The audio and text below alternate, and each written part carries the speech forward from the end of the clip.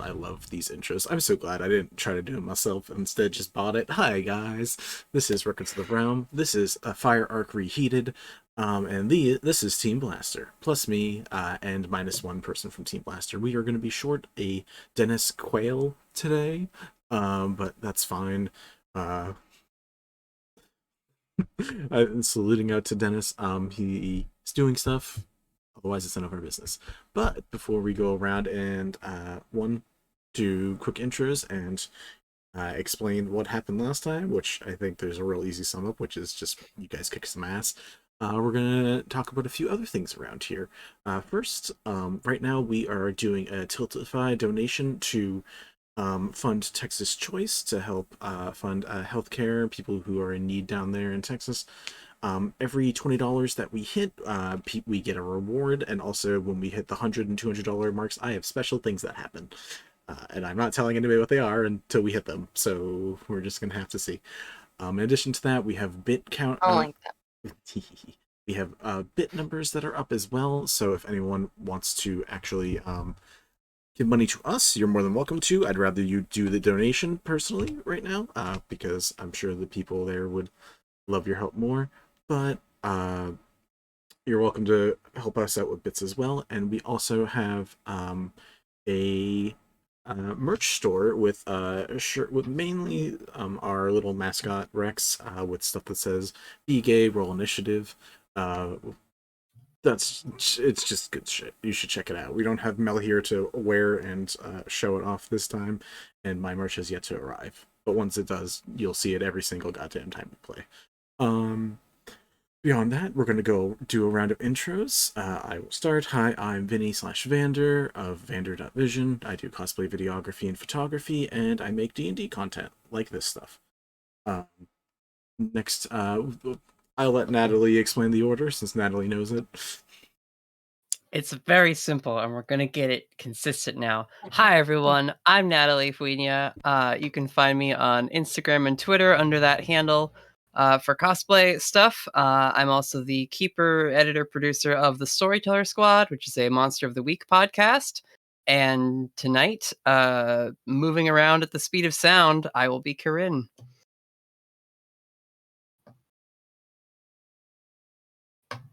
Ange. It's me. Okay. I'm awake, really. I'm Ange. I play Evie, the monk who can't quite fly yet. We'll get there. We'll get there in a colorful boom. In real life, you can find me on socials at Lady Angela Rose, where you'll see pictures of things I find interesting. I also have an anime podcast called Animazing Radio on Facebook and Twitch, where me and a couple of guys sit there and talk about what anime is good, what anime is trash, anime-related events and things of the like. And on to the next. It's me. It's Leo. Hi, I'm Leo. I play Gromagul and Bear, and you can find me at Pint Size Cosplay, both on Instagram and TikTok, and DeviantArt as well. Hi, I'm excuse me, I'm post Lark, so my throat's a little rough. I'm Stephanie. I don't have any links. I'm just here to have a good time. That's a vibe. Who are you playing? Oh, I play Malen. I play Malen, the fun little wizard lady who's gonna steal your shit and put it in the best library ever, so don't worry. Best library ever. A chest of drawers under her bed. Listen, I don't have the funding yet, but we'll get there. I think you do have the funding now. I think you definitely have the funding now. Listen, when all of my sugar parents will finally give me the money to build this, then we'll be good.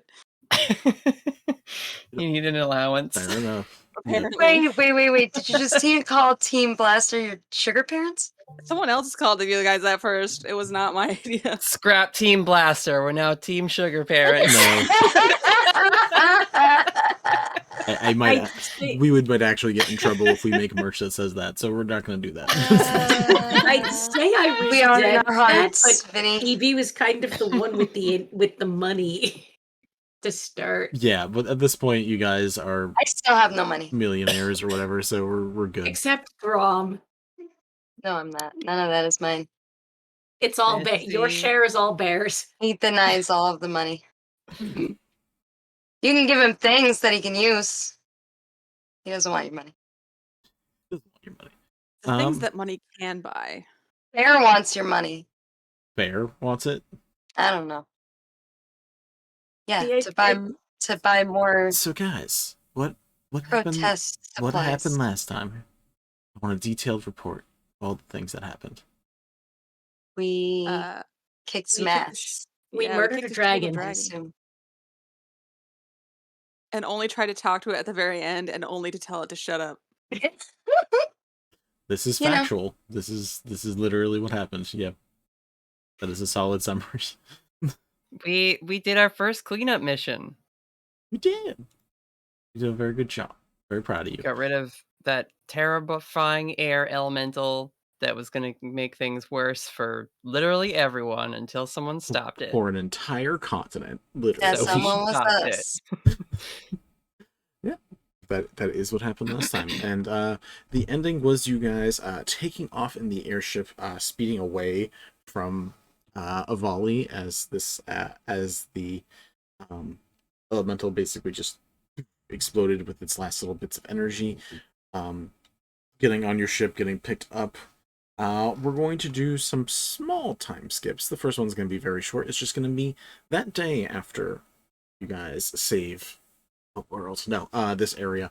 What is the immediate goals that you guys have? Like, is it do you guys have individual goals that you'd want to take care of in either Avali or above Avali, or are we going straight into bringing in cleanup crews, crazy amounts of people, and what tech you guys do potentially have available?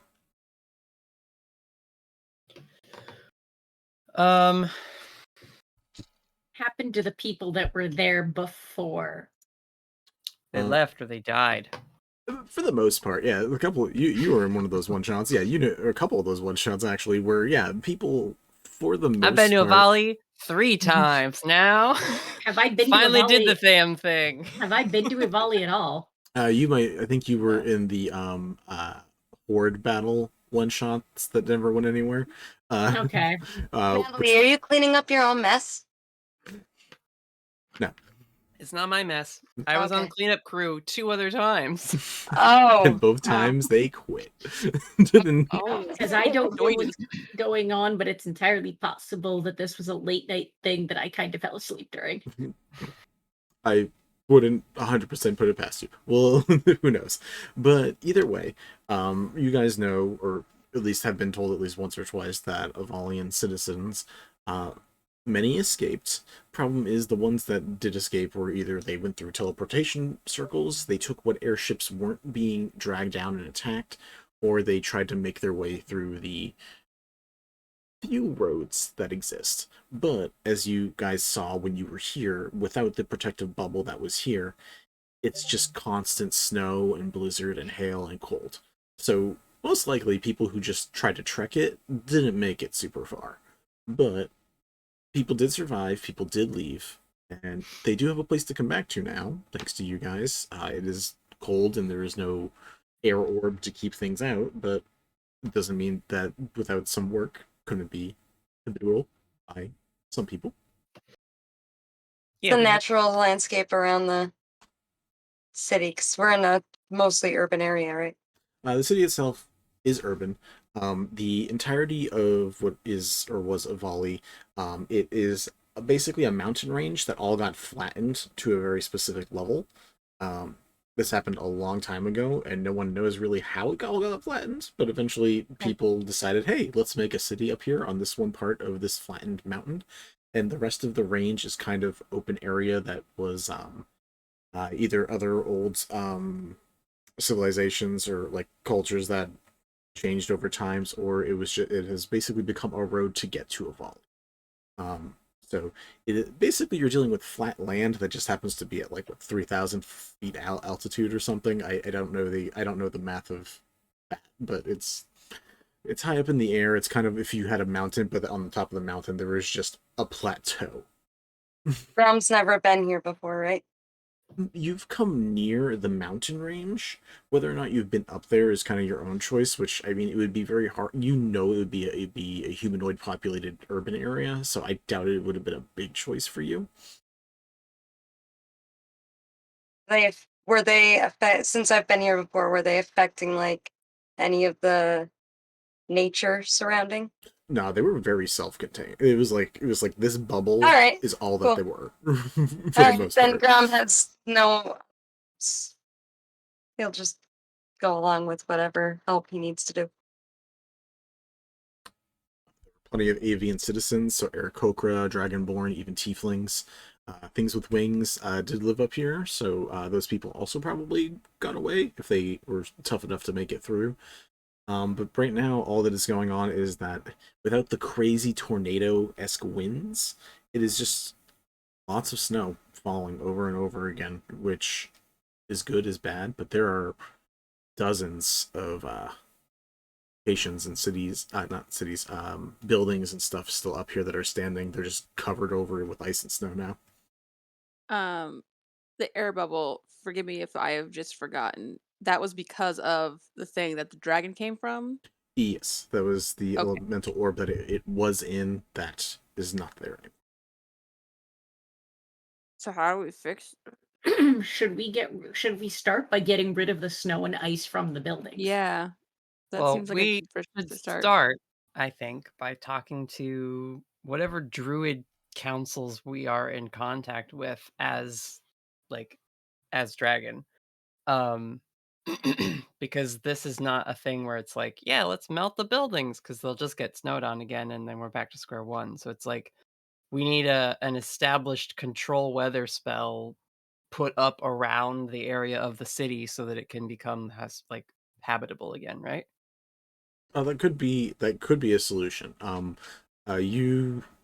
You may not know, but between probably Malen and Ponthorax and other like casters that like do a lot of casting, making a spell permanent can be done, but in most cases it takes either 100 days or a year of casting the same spell over and over again in the exact same spot to eventually make it happen. That being said, if you decide to cast, control weather here 100 days, it's still going to help out the environment. That's still going to help, like, if you can for 100 days make things not snowy here, that would definitely help them. But Hey, But, Vinny, what's the like- material cost of control weather? I don't know that off the top of my head, but like I'm asking you as the GM to look it up. The next you could next also question. look it up.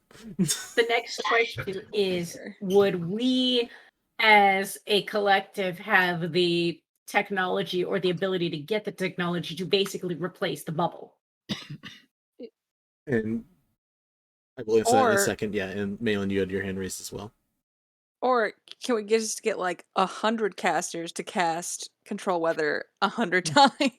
All at once. Yeah, All at once. you guys try that, and we'll see what happens. Because I'm down No. to watch. I'm down to watch We're whatever gonna say happens no to there. that. Everything, everywhere, all at once. Yeah, control weather requires burning incense and bits of earth and wood mixed in water. So it requires like nothing of high Nothing. material cost. But it is an 8th level spell, so It we is an need a 8th level spell. powerful druid or somebody Yeah, you need that we can hire. 15th level druid, basically. Which, We besides what you did, guys being multi-class, you guys know that there's level got is to be hard a to reach. druid we know. Oh, of at course, this they point. definitely exist. So Malen and Parthorax, who both we're pretty all right in terms of They're casting solid ability. wizards, yeah. We're solid wizards. Yeah. So, like the spell Hallow, right? It's not a wizard spell, but it is a spell. But it lasts until dispelled, basically, and it like has a radius and blah blah blah blah. Could we like engineer some sort of like control weather, like hollow ground wombo combo cool shit? I mean, if you want to hire a cleric and a wizard, we can do that. Bring clerics and wizards to all together. And druids, just get them all in the same spot. There's quite a few different spells that have areas effect that can basically embed into a land. They're different sizes. So I think Hallow is like 60-foot radius, where Control Weather is like a 5-mile radius, and then like everything else is somewhere in between.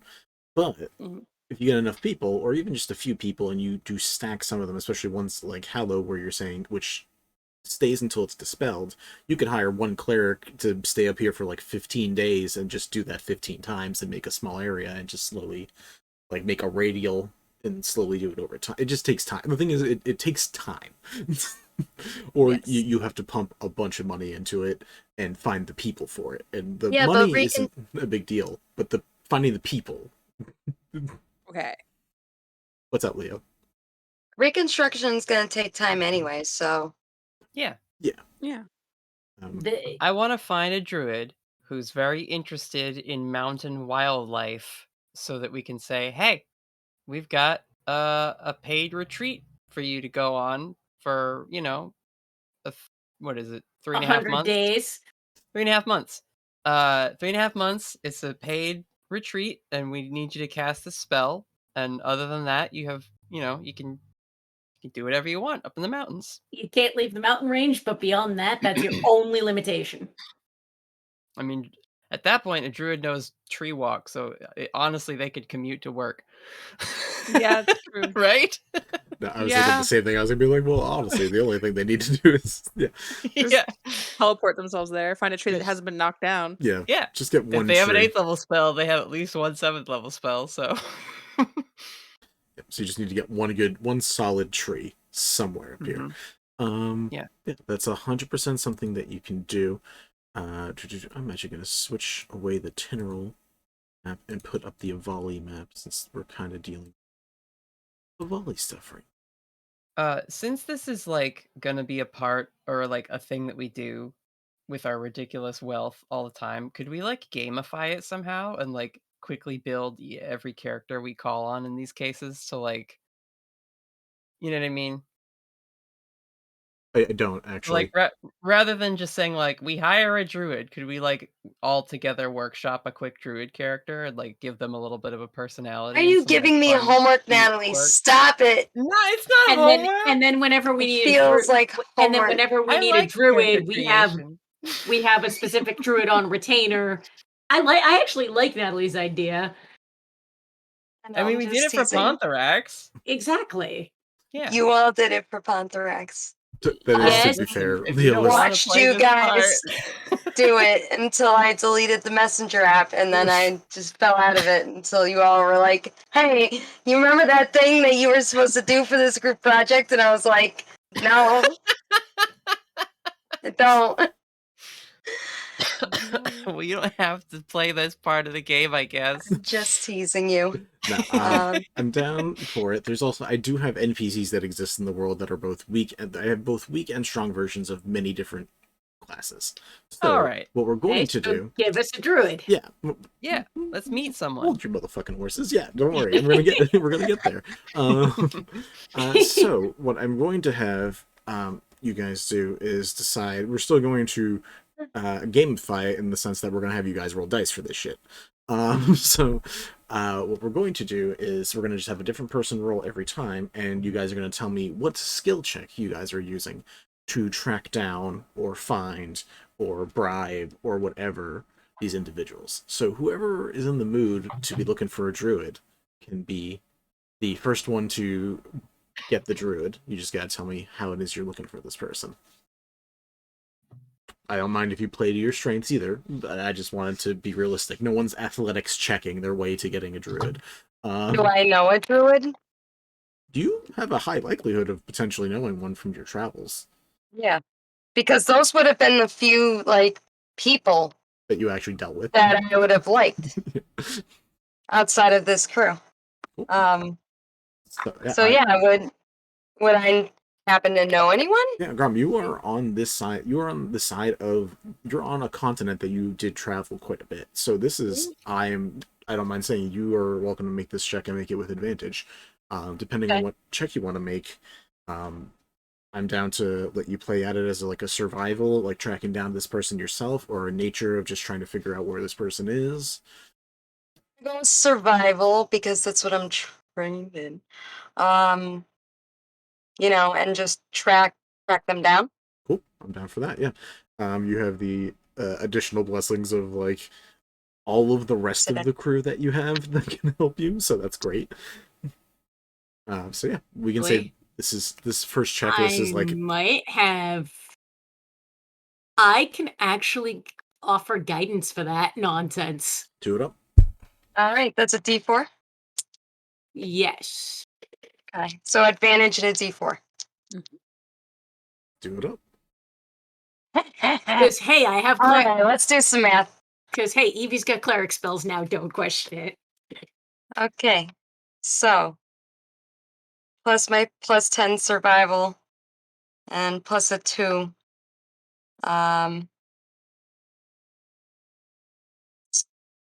I got a 19 on the dice. Someone else do the math. I can't. That was 19 31. plus 10 is 29, plus 2 is 31. Thank you. 31. Nice. Damn.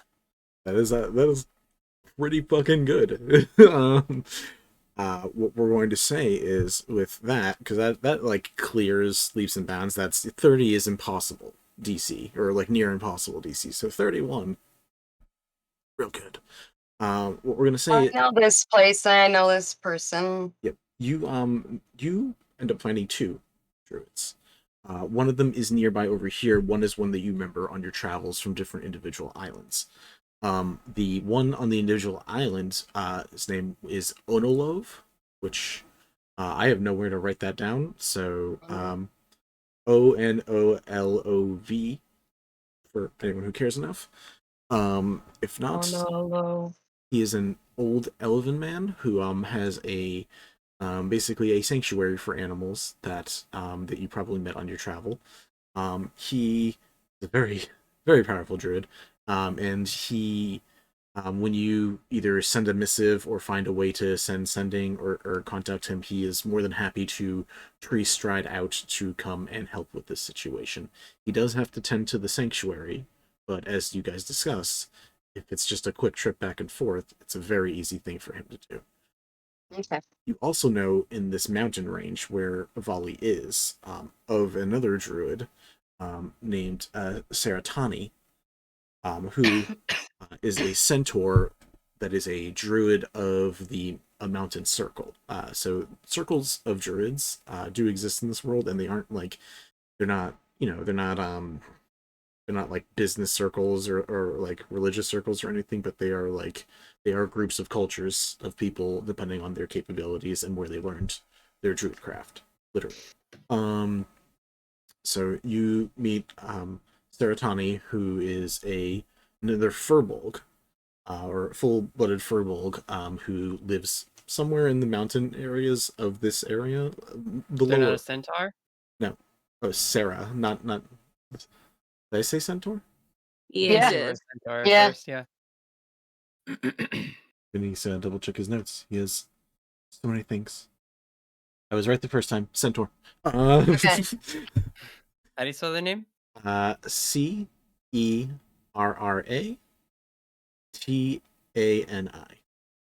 I was missing an R.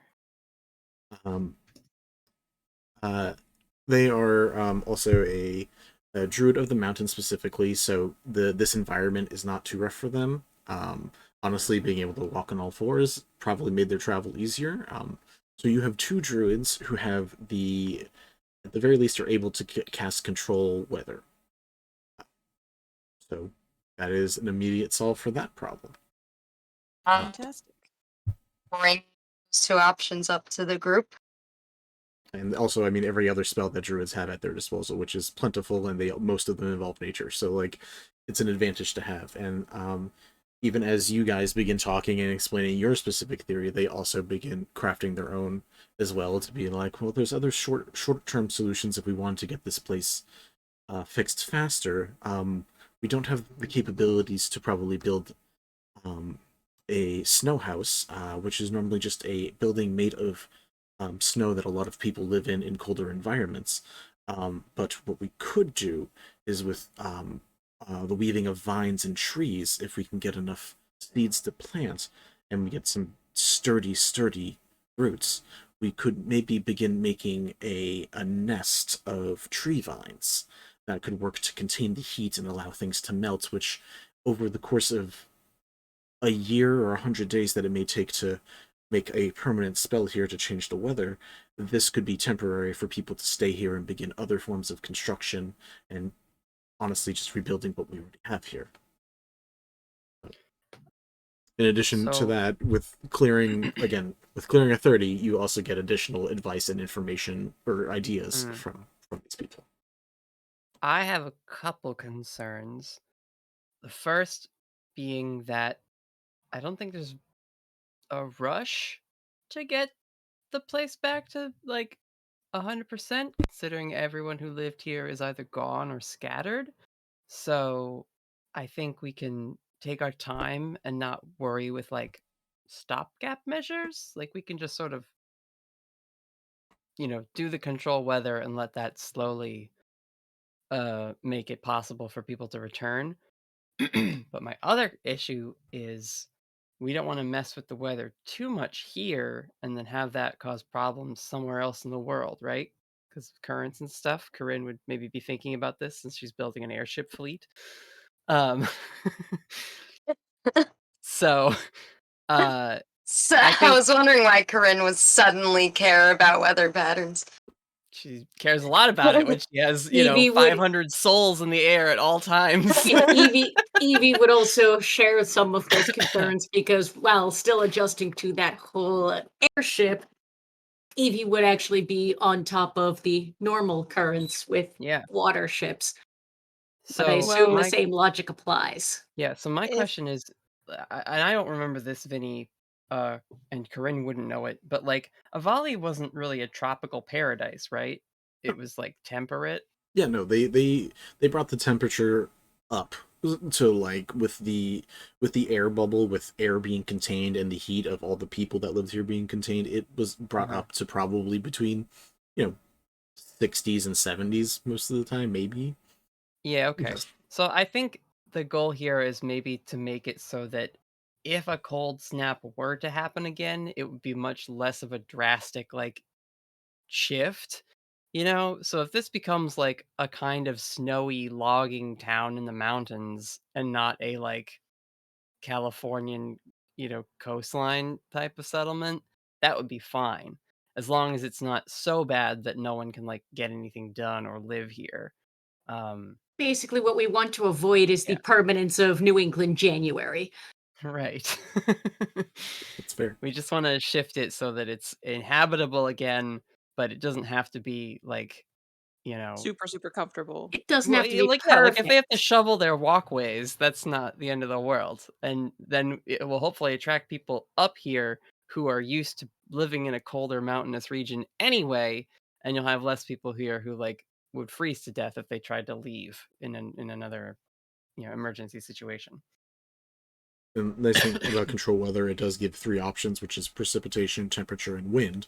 So with those specifics that you guys are naming, they're able to get to specifically basically like, it's overcast all the time, that's fine. If it's cool instead of warm, that's fine. If it's, moderate winds and strong winds instead of like, blizzard gales, that's fine. So Yeah. then And I'm again, sure, Some rain, some snow, not always ice and hail. yeah, and I'm sure the druids will like understand the like idea of like, yes, we can't like hyper change the weather here and have like catastrophic changes come down through like the Overcast, grapevine of that change. Right. overcast So all the time might be bad, but overcast instead of monsoon rains is good. Yeah. is a good We don't thing. want to create a permanent low pressure zone and then have that No, fuck up things at the equator. exactly. so you guys set these preferences. You set your preferences. And you, the area contained is probably, you're probably going to be dealing with a mile radius in the end. Like they're not gonna like there is a max limit of 5 miles for control weather. They're probably not going to try to reach out that far. They want this part of the mountain that is a plateau that was a city to be inhabitable. They don't need the whole mountainscape to Right. be changing.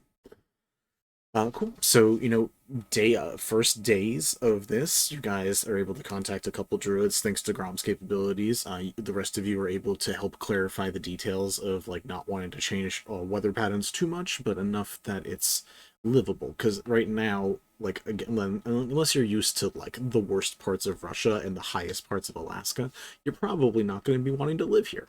So we're trying to make it more feasible, and they get to work. That is one step. Druids helping to shift the weather patterns a little bit in this confined area. What else? Cool. We need people making sure that this important knowledge that's left here does not get ruined in all of the weather changes, all the melting snow. I've been told I can't take any of it, but it needs to be preserved in some way, shape, or form. Thorax is kind of with you on that. He's like, yeah, it'd be nice to get a look at some of these books, but You can look He's at with anything, me on this you one. just can't take it.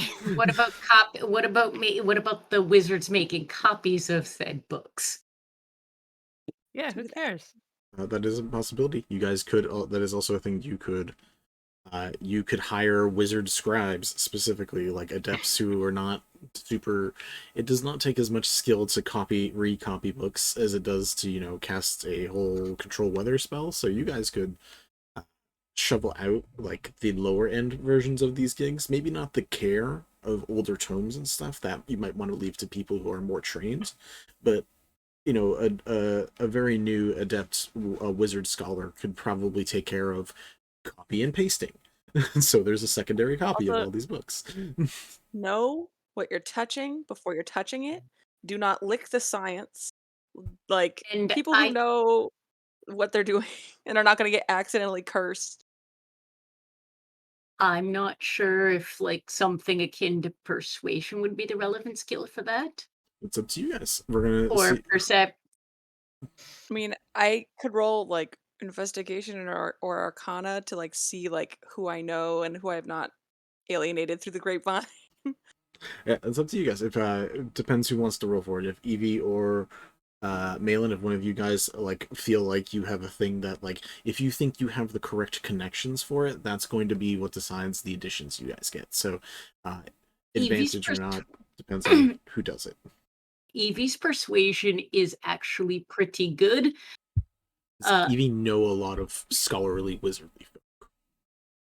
No idea. Evie has connections kind of everywhere because Evie was the people person from the ship, because Captain Hex surely was not. That is fair. So you do have the possibility of knowing some people, and I'll grant you that. So yeah, if you wanted to make that roll, or if you and Malen both wanted to make the roll straight, I'll allow that. Or if one of you wants to make it with advantage, we can do that. Do you just like what is your? Can I ask what your persuasion is? Persuasion is a +6. Granted, anything I have that's better than that is very much not relevant at all Yeah, to my anything. arcana and investigation are both +10. I don't know if either one of those would be useful. Those would be for what you guys are each talking about doing. The skills that you named are perfect for your choice, so it's up to you guys again. You could both roll individually if you'd like, or together, or one of you with advantage. If you want to go with advantage, go for it, because I'm looking at my list and I'm like, I have. And that can be like me like helping to find them and Evie helping to smooth over any slights I may have done against them and convince them to help. That's fair. Is That is- every wizard you've ever stolen from, that's your connection to them? So that first one's a 19, so that's a 29, and the second one is a 5, which is a 15, but I think I'll take the 29, please. That's fair. So you guys begin Guidance. Valid. Okay, hold on. There we They go. send you all the. They send you all the They send you all the interns. That's what you get. +4. Plus 4, so Yeah. 33. I'm Oh. so good at. I've stolen from a lot of people. So the And immediate also not people. stolen from a lot of people. I'm also very nice, but sometimes people are stingy. See, the saddest thing is Evie just Evie just kind of goes, yeah, same. So the immediate first contacts that you guys do have, especially with a little bit of help from Evie, and we'll say even Dennis knows very well, is the Master of Magic that you took the book from last time that we had the interaction with Zamir, the Crystal Dragon, is the immediate first contact because he is the Master of Magic from Tinneril. So he's easy to track down, and despite the situation, Sorry. is very begrudgingly willing to help. Because you guys tantalize him with the information of, oh, there's literally like a whole city that no one else is around with a bunch of books about really cool magic information. If Yeah, you're I'll willing come help. and I will promise him he can make copies for himself too, so long as he leaves the originals intact, he can take copies for himself too to add to his library. There's also the royal scribe, who was the king's son, child, Hanut, who was a bronze dragonborn, who is very adept at writing notes, and the consort, Tavessa, who also specifically got very friendly with Dennis during that time. So the immediately from the King's Council, you guys have 3 people from there. In addition, you are able to drag in a find my lists. There is a dwarven wizard that you, Malen, specifically had a run-in with at some point, named D.R.A.G.O.N. Known more for a little more known for his transmutation and like necromancy mixing. He had some fun ideas which made his book, stealing his book, very very fun for you. But not probably the most approved person by most people's standards. I imagine that one was very like, give me one reason why I shouldn't turn your skull into a cup right now, and I'm like, wait. I got an offer you can't refuse. Bringing you offer you can't refuse. Yeah. You can't refuse. It's just behind her, just like, I dare you. So immediately you have a couple people that are willing to scribe because they love rewriting information. Hanut and Vesa, the consort. Those two themselves are able to bring people that they know relative to magic. And then between D.R.A.G.O.N and Zamir, the Master of Magic, you guys have additional wizards who will know what they're handling. So that's the important part, is that no one's like opening up like a book and being like, what is this? And then a symbol spell explodes in their face and everyone dies within a 30-foot radius. Exactly. So yeah, you're able to begin setting up a crew of magisters that can track down magical items, store them, catalog them, and like be like, okay, so when people start coming back up, we have books about healing to immediately hand out. We have construction books that we can hand out. Maybe we don't take out the evocation stuff just yet. We don't need any bombs or anything for the construction. I think we're fine. People who can organize the some of the knowledge as it's being sifted through and handed out. Okay. As long as nothing's getting ruined in melted snow No, or ice or whatever, the we're nice good. thing about a lot of spellbooks, they are durable and made to withstand like heat and cold and dampness, to the point that the ones that are normal, like mundane scrolls and tomes, are probably ones to worry about. But because you found, again, a 33, I gotta respect a good roll. Because you found people who like are artisans in their craft and know what they're doing when it comes to magic. They know how to be like, okay, this thing's frozen over. We're going to evaporate all of the water without anything moving, instead of like slowly melting it and then getting all the ink screwed up. They're like, nope, we're just going to immediately bibbity boppity boop out this ice, so that way everything that was there remains pristine. So you have people who know what they're doing. Many a sad ending to a dungeon delve for Malen ended with realizing all the books were tattered and like moldy, and so she's like, no. For some reason, every adventure from Malen always ends up with her like diving into a pond or a lake, and then the books are always ruined. Just holding up a book, finally opening it, and it turns to sand, blows away. No! Not this time. So just like takes like Hanu or like one of like the like adept people like by the shoulders and like, listen, I don't care what you do. I don't care how many fingers you lose. Do not fuck this up for us. Sorry, I think. Did I do something wrong? No one No. has done anything wrong yet. Not yet. Okay. I don't want to Malin. have a conversation. Malin, I don't relax. They got this under control. Don't want to have a conversation with you. This like teenage royal noble who is now just taking up the job of scribing to help out is just terrified of this little wizard. Is just nodding his head, just approvingly, like, Yeah, Yeah. I want to make it very clear that my intimidation is like next to nothing. So I don't know how intimidating I actually am, but Malin, the like fire in her eyes is like, All right, roll me an intimidation check. Let's see. oh, and bear helper. that's a Sure. 5 You have because that's a 3 in my advantage. I have You- advantage. Oh hell yeah. Because There's a bear behind you, there's a big bear. looming. 11. Nice. It's Oh, intimidating. He's a very cute bear. It's intimidating for the noble, but not for other people. Not for really anyone For else. him, Very this cute. this specific person. No one's ever spoken at him in a stern voice before. And Malin can't like the fact that he's like has like social capital doesn't even register. She's just like, you do not want to see me angry. You don't. So do your job. Whereas Evie's just kind of chuckling at that because Evie just knows better. Yeah, well, like a 5 foot like 4 wizard with like 5'7" with a hat, like not anything. So yeah, Cool. So yeah, that is two ways you're potentially setting up the city for success. Controlling the environment a bit, and then controlling the flow of knowledge and the recovery of that. Other ideas for things you guys want to do? Anything specifically from Kieran or Evie that you definitely want to sure happen?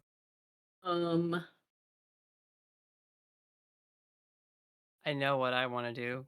Go for if it, because you- I got you nothing. need time to think about it.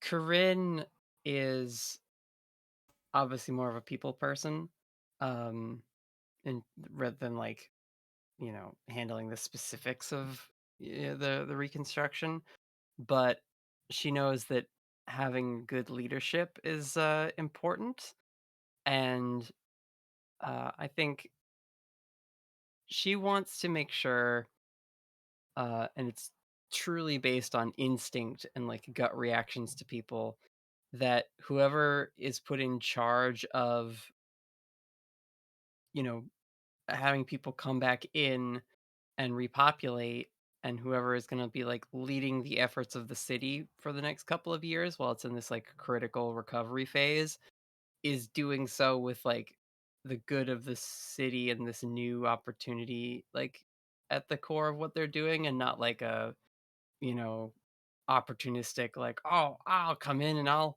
renovate all the broken down buildings and then I'll charge people a Yeah. bunch of rent and become a land baron. Like, she doesn't want anybody like that coming in. She wants landlords are shit. yeah, Get 'em she outta wants here.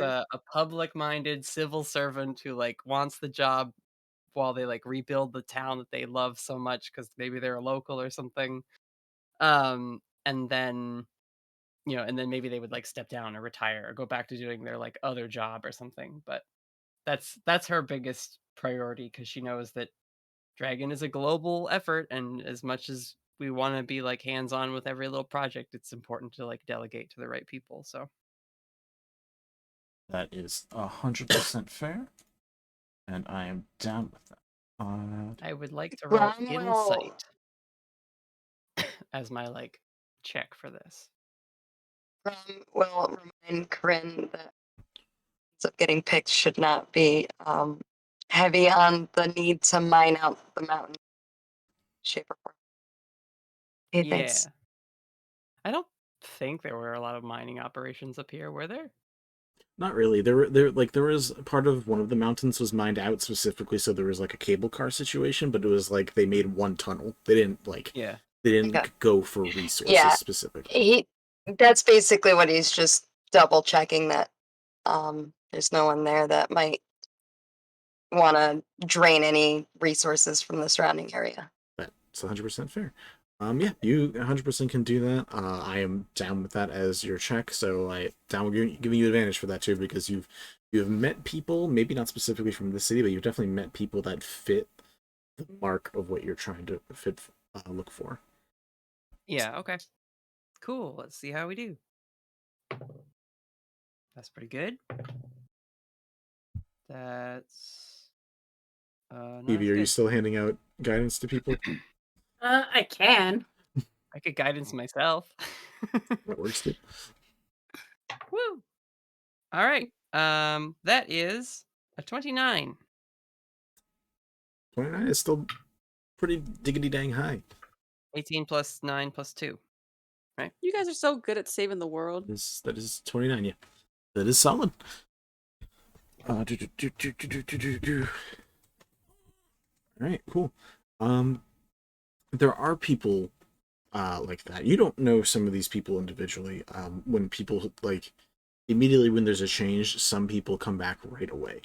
And there's a few different type of people when when that immediately happens, and you can assume they're a type on both sides of the fence. Yeah. A couple of them you don't necessarily get bad vibes, but you just aren't sure about. There's a Dragonborn who is one of the 3 leaders of the city that they had that immediately comes back, and you're not sure how you feel about that individual. There is a like a parakeet-esque Aarakocra, who seems to be more fun-loving, but does immediately come back. Not necessarily in a not necessarily looking like there's a way that they know how to help, but they immediately come back to try.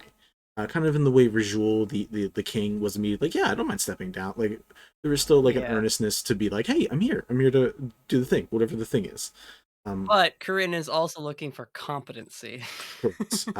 What you do find So- is there is there is a tiefling, a mint green tiefling, named Renee, Renais, Renais.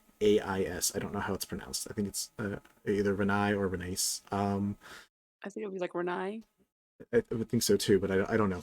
But this individual, this tiefling, was again one of the 3 leaders, and immediately comes back and sets out to start finding people who used to live here. And immediately you see they're not just an earnest, but a presence that is capable of figuring out what needs to be done in the situation, because he knows this city and he knows it very well. Another person from where you guys were when from the council from Tinnerol, because again, a lot of these people from Tinnerol don't necessarily need to be doing what they're doing anymore, because Tinnerol got just like turned into a beast land. So the Jewel of Reform, Jalias, who had a copper dragon Ghoulie. You guys spoke to Jalias before, and her whole position was being the reform of the city. It was taking the people of the lower class and making sure that they were okay. She and Ghoulie immediately come to Volley and start helping out. And while it's not her land, and maybe she doesn't have the same stakes as she would in Tinnerol, she seems to care enough to come here, and they immediately, with some draconic power from Ghoulie, set to, little flames here and there to start de-thawing things, able to take charge. So immediately you find 2 people who at least have the presence of commanders and leaders that can take charge and help shape the situation in a positive manner. Yeah. We well like we don't have the jurisdiction to like say you're in charge, right? Because that's that edges on dictator, like master hand of the world kind of thing. Correct. But I think Corinne would like pledge the full support of like Dragon's resources to the two of them. You're giving depending an on what they endorsement. need. Yeah.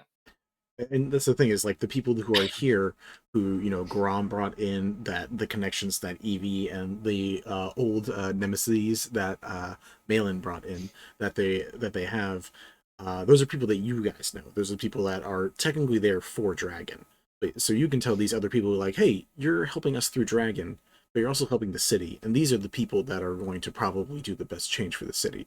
So when Right. we're not here, you probably want to listen to that. Like, Mhm. you're able to, give that strong little, like, push in the right direction for, at the very least, the other people who are leading the different efforts that are going on. So as long as all the leaders are on the same page, like, it's good if everyone else also believes it, but if you have the leaders of every different type of help that you're trying to do work together, that's all you need. And as like the people who used to live here start to return, like if there's like a lot of like wizards or arcane folk that come back, that obviously like know the shit that they're dealing with and all this stuff. Like those people can be brought into the fold again. Like they don't have to just be left out because Dragon brought people in. Yeah. That's fair. Anybody who comes back would obviously be welcome to do what they were doing before they left. Cool. I mean, Yeah. kind of the exception being like no murdering thieves or anything like that. How dare. We give out small business loans. The Dragon Bank. But actually, instead of Yeah, saying like you do, actually, like then you actual just give it. stimulus checks for small businesses so that they can, Evie, rebuild their shop fronts and get a new inventory. I And suppose that Evie's kind been of stuff. relegated to the head of the bank at this point. You could be. Speaking of which, Evie, is there a specific thing that you would like to help focus on? Honestly, I think. I mean, we've got the rebuilding, we've got the essence of the community, we've got the history preservation. Evie's just all about making sure that everything goes well. Nobody dies, as you said before. Yeah, like nobody, like no more bloodshed. No more bloodshed. People can get back to the lives they're happy with, and That's true. Do we want to like put people like on the roads up here so that people who are returning aren't getting jumped by like any opportunistic folks? So anti-highwaymen. Anti-highwaymen. Like, Someone comes out and they're like, "Give me your do money," we and someone want, else comes out and is like, "No, you give me your money." Uno reverse, bitch. do we want to set up like a guard as city watch kind of thing? I think that should be left to the people that move in. Right? You don't want like an outside militant force deciding who's gonna like have that authority. But Not I think we could certainly like hire or place some agents along like the pathway up so that they can facilitate ease of like returning pilgrims and refugees. I wasn't Even even if it's thinking. just to protect from like wild animals and things. I wasn't even thinking military, anything too militaristic. More just yeah, like to help with like the dangers of the road animals, like in case there were bandits or whatever. And it can even be like locals, like as people start like moving in and getting comfortable being like, hey, like if you have the ability to do this, Someone who like, knows the area that can guide other people through it. yeah. Well, the nice thing about your double-sided life, Evie, is you know the healing hands and the hurting hands aspects of both of those. So what we can do for this is you can get into your connections related to like, hey, we need some people. You don't need to be in charge, but if you could just stand on that street corner and just make sure everyone gets through that street okay, but also you would know people who have the healer capabilities, like whether it's just being there to help run infirmaries, because even like the druids who are doing stuff and other people who are just up here to slowly rebuild stuff could be in danger of things. If you'd like, unless you have another skill you'd like to use, I'm down with you using persuasion or some type of skill to track down. Yeah, perception would be the only one I could think of that would be remotely relevant that's higher. Don't know if perception fully makes sense. I don't either. If you have another one that's high that you want to try selling me on, I am fine with it. But no, my high ones are acrobatics and stealth, neither of which are good for anything. yeah, I wouldn't make too much. Those also would not. I would say persuasion probably is your best bet for this. In that case, we'll go with that. Cool. You And- can make it with advantage, and then if anyone else wants to help, I would love to help in whatever way I can. do you have anything that helps? Do you have Nope. any- Oh, bloody fucking hell. Actually, hold on. I might do. I can guidance or bless. It's not gonna matter because the total is still gonna be below 10. What? How? I rolled a pair of 2s. Oh no. Oh no. We do have rerolls that you can use if you decide you would like to. You know what? Let's do that, because We'll, fuck everything about that. all right, we'll take one from the reroll pool, bring it from 3 down to 2, and you can make one more reroll. That is significantly better. I mean, you rolled a 2. I can only imagine, no matter what. Oh, how it's worse. I've rolled enough nat ones over this campaign. Let's see. Rolled enough. Your time is now. 20. What am I adding guidance or anything like that? You have guidance from Corinne. I don't know if either Malen or Grom have an additional thing. I Oh, don't have those prepared. We don't. Dennis isn't here, but add an inspiration. He can hand out a bardic inspiration on his behalf. Add a d6. I forgot about that the whole time. Dennis wakes up from his levitating chair and is like, "You got this." Okay. Basically. So that becomes Passes out again. well, not as impressive as everybody else. That becomes with the reroll, it becomes a 26. 26, bad. Oh, good. still above 20, which is great. These are fairly high D's. Like you guys, like unless you kept those 2s, it's really hard for you guys to straight out fail. But like the higher the better. 26 is very good. Boom, boom, boom.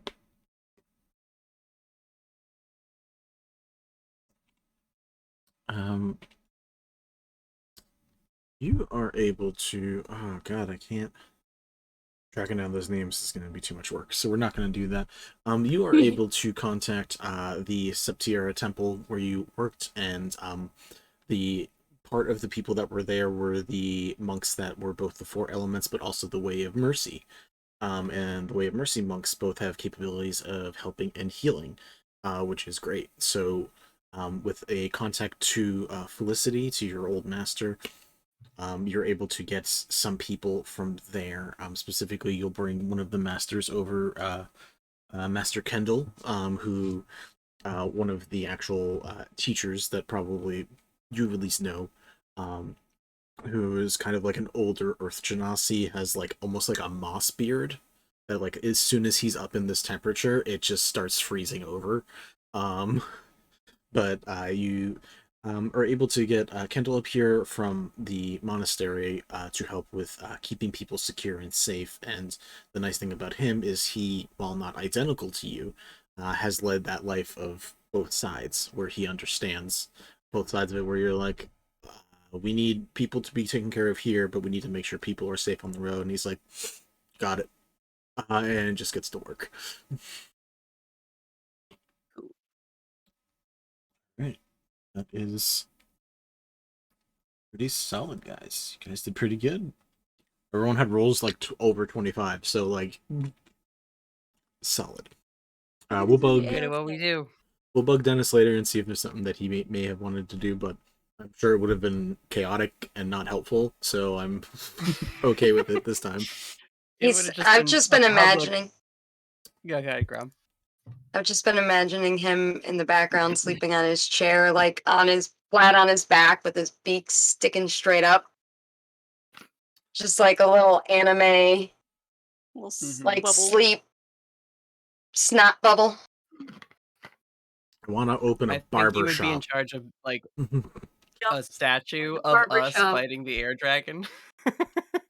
Everybody gets a recliner. Not a flying one, just a normal one. A recliner. Just a commemorative like Commemorative sculpture. recliner. has a I little survived. has a the little fall patch on crap. it. Cool. Yeah. So yeah, but this is like first week stuff now. This stuff of you guys getting out to these contacts. Probably like we'll say probably first like 3 days because it takes a few days, especially for like say Grom, where the people are like middle of fucking nowhere that you need I to mean, we track got a down. rest, right? Do we Yeah. get a Yeah, rest? no, you guys Yeah. like rested. No, we didn't sleep at all. Yeah, that's a your guys' That option. tracks. To be fair, elves technically don't.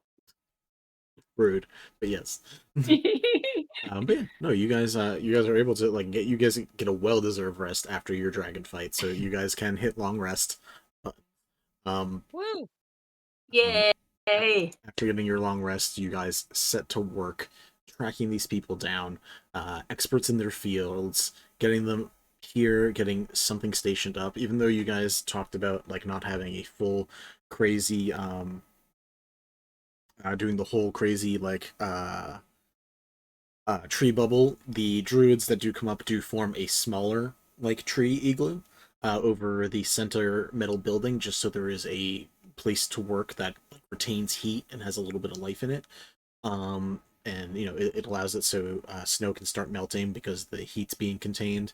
But in addition to the control weathers that are going on, you know it lasts for 8 hours, so you know 2 8-hour bursts a day where it's normal temperatures immediately starts letting all the ice melt and snow melt on the outside. Talking with your wizards, they're like, hey, don't aim at the buildings that specifically have valuables in them. We're going to individually make sure that we take the ice and snow out of everything there because we don't want it to ruin anything. And between your different connections, things are slowly starting being put together, and this is like week 1, and it's already going off to a pretty solid start. Yeah, that pretty good, guys. From there, that is your immediate first actions over trying to get a volley back to a stable condition eventually. I mean, at this point, with the two druids there, that's 16 hours out of a 24-hour day where they can have mild weather.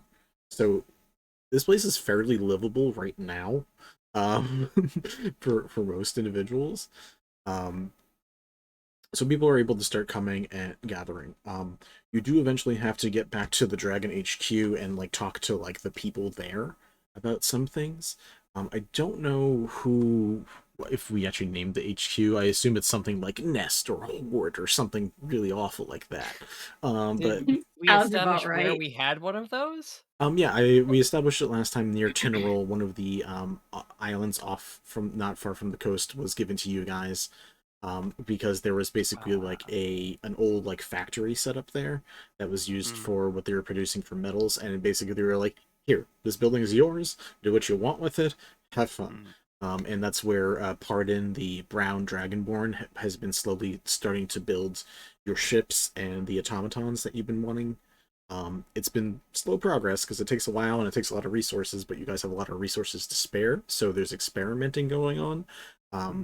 I wrote down some of the ideas you guys had, and some of those are slowly going to be worked on, and other ones are going to be immediately done, and a couple others are going to be immediately like, we can't do this because it breaks the laws of reality. So Wonder whose those are. yeah, it's all of them are both good, bad, and in between are all the things that Dennis suggested. So Yeah, there it is. I knew it. Had to be I Alex. Incredible. This is my surprised face. yeah. I've DM'd for Alex this I feel you. Immediately when you guys get back, Pardon immediately has people beginning to look onto the ship and checking it out. There is also the immediate surprises of one, there's already a couple additional ships that are prepared and ready to go. Pardon explains, I immediately, because of the environment you're going to, I tried to work on armored ships that could handle very, very rough environments. but those require too much resources, and considering you seem to handle it fine in Proto 1, I figured we'd instead work on medical ships and any ships for emergency situations. So they are lighter and faster, they aren't as heavily armored, but they can help things on the go very quickly. I've also, and But you, do they have top of the line medical equipment for those emergencies? some of it, we're still getting some of it set up, but there are some very fun capabilities I can show you in a moment. Awesome. Gestures over, and you see 10 automatons that are already like marching forward and ready to go, and then one slightly sleeker build, a little higher end, much smoother features, and it definitely looks like it's a different metal. It's like these are the first prototypes we have of the crew for the hive mind controls for all the different everything. We've only gotten a few now. We have 4 different models, potentially. We have regular... It depends on the metals that we have to work with, too, depending on what they can do. If it's just made of regular steel, they can do normal things, but they can't handle certain environments, and if they are attacked or if they crash, they're just gone.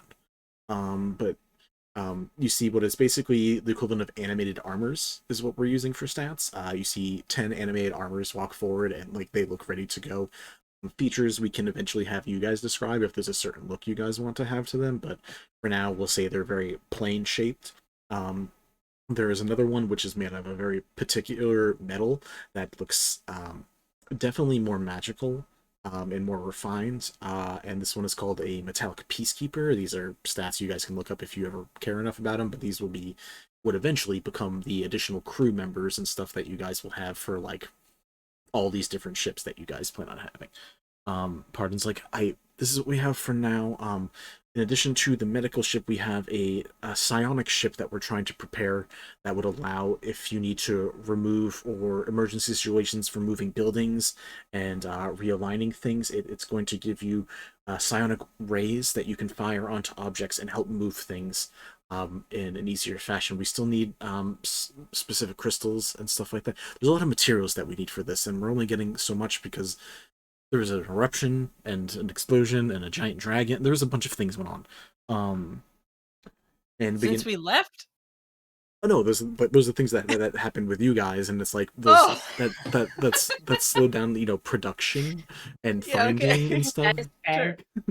Yeah, Are the you guys resources okay? things that can be obtained that are these resources things that can be obtained but you don't have the funds, or is it there's slowdown in the acquisition of resources because life, the universe, everything? More that because It's a supply chain issue. Yeah, I was gonna say, I'm assuming you've let them tap straight into your bank account. Like, I'm assuming there's not a money issue. They That- have a that is blank why check. I'm They asking, because- fund That is anything why they I'm want. asking, because Yeah, Evie kind of started being neurotic about that, Pardon, literally, but Barton explains, it's like, so there are certain materials that you can only find on other planes, and if we go there too much, we anger things, and those things are bigger than the things that are here, and I don't want to do that. In addition to that's that, reasonable. there are certain things that only bloom when a specific moon is in the specific setting on there's very particular times for certain materials as well. Other things require certain days and hours to be processed, specific metals and alloys. So it's doable, but we're also trying to, according to Sir Grom's specs, we are trying to not fuck with the environment too much when we go to things. What did he just call me? Are you a knight? Sir Grom? Mr. Grom? Master Grom? Yeah, Mela's gonna I'm look sorry, for I something. I didn't know you were a knight. That's pretty cool. Just Gromagul. I'm not a knight. Oh. Gromagul. There were just specifics I about... travel at night, but I'm not none. Thanks. I feel like you must have a knighthood somehow. But, Like you've been given 8 Ow! honorary knighthoods. Dennis probably bought everybody one, let's be real. Yeah. As a present. He was like, oh look, there's this 5 acre space that we can buy that gives us the title of Lord and Lady. Yeah, I'm gonna buy 20 of those and just hand it out to my friends. That sounds like Dennis. Grom would never understand the concept of that. Dennis wanted to be Sir Dennis and his loyal knights, so he made us all. Oh my goodness. Leo had to leave. It was just done. do a quick run through of what specifically Dennis recommended, or we'll say Dennis wrote as Dennis does this random list of things and handed it to Pardon before What you are guys left. the cheap robots called? Are you asking me what they are called on to look up, or what name wise they are? Like name wise, what they are? There's not a specific. I'm just calling them automatons for now. If you guys want Okay, to specifically label them something like the wyrmlings or something, I don't know. We could call them because what's their base function? Engineering, or It's like they could do the most remedial combat, but realistically they are they workers. So they are moving things around, they are making sure any engines are being continuously run, they are monitoring things. It's like if you had to have AI robots to do basic Droid. technology yeah, things. okay. So like blah, blah, blah, blah, blah. Um, Yeah, I've oh, got I an want like image. I've got an a image word of that means upkeep. maintenance. Yeah, maintenance automatons. Maintenance automatons, yeah. We'll eventually shorten it to something cooler, but for now we call them the maintenance automatons. They're the MAs. Sure. Cool. The MAs and the MPs, because you said Metallic Peacekeeper were the fancy ones. Yeah. That's specifically Oh, a yeah. D&D thing, but yeah, that's what they're called. While we're here, Evie wants to examine any new ships to make sure they're up to specs, and B, Evie wants to go over all the bookkeeping with Pardon because that's kind of important. Yeah, 100%. Because while money is no issue, we don't want to abuse it. Fair enough. Before we specifically do that, which I'm down to do, Pardon begins these were Sir Dennis's requests, and we've started working on the ones we can. There is an arcane steam engine. I don't know why he wanted specifically an engine made of steam that run off of Arcana. It's actually less efficient.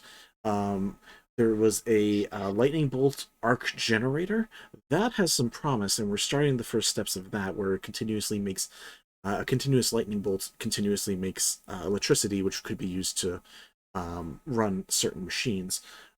We have rescue lines and keel-mounted repels. Those we can set up, and we're going to be giving them functions similar to the rope trick feature, where they're very easy to summon by just command words. There was a displacement generator using displacer beast camouflage capabilities. We're currently running tests with displacer beasts to see how that works. We're watching them and seeing how it does it. We've lost a I thought couple. they were just on a little hamster wheel, but a displacer. No, they've just kind of escaped because they can do that. They're displacer beasts. So we're trying to study them. What if we genetically breed displacer beasts to have longer fur so we can share them like sheep and then make displacer beast sails out of the woven textiles? That's beyond my specific purview. That's genetic bioengineering, not quite my wheelhouse. I can find somebody. It's just gonna take a little bit. The fact that you just came up with that off the dome is so impressive to me. Corinne, like me, has a boundless imagination. Fantastic. There was something about an arcane tow harness, which should be capable. We're going to be modifying some immovable rods to do something very similar. It should work. We just need some time for that as well.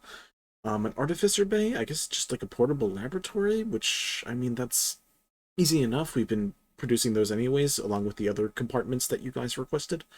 A mass mending projector.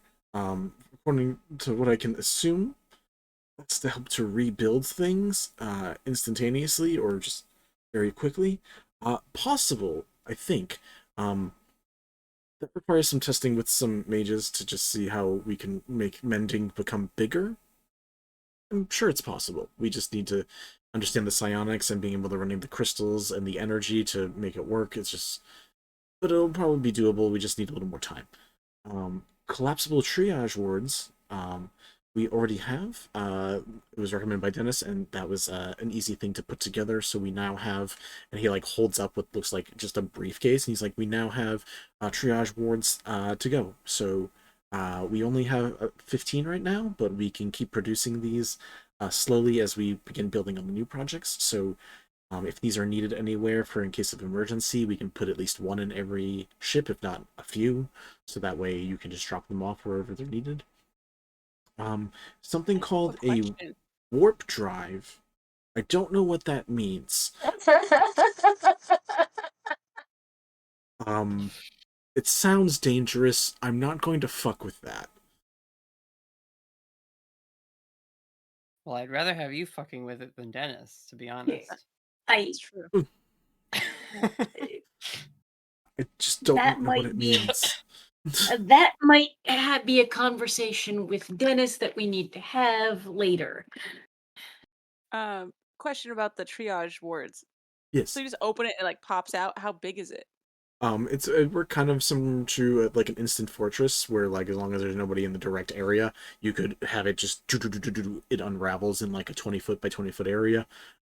So immediately you would have like the medical supplies ready to go. You would have beds and jumpers that are like immediately lay out, including like a tent itself. So it's not as durable. You know, if you open it up in a smaller space, unlike instant fortresses, which will make everything else move, the triage just can't do that. It can't make other things move out of its way.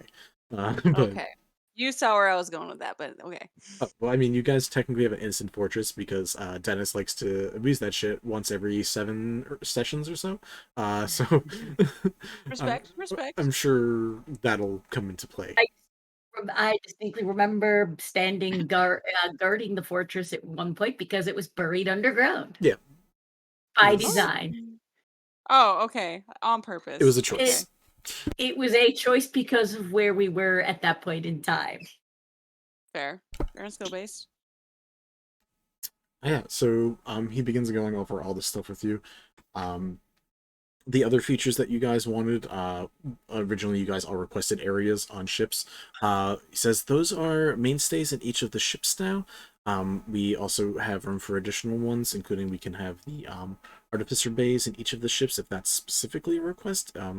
If you'd rather have a triage unit in each of the ships, we can do that as well. It depends on, we have specific specifications for the medical ship, the potential armor ship when those come out, and then the psionic moving ships when those come out. But if you have other requests for build types for each ship, let us know and we can try to get those, because right now those are the 3 that we have based off of your Proto 1 as the base model. I would argue not every ship needs the artificer bay.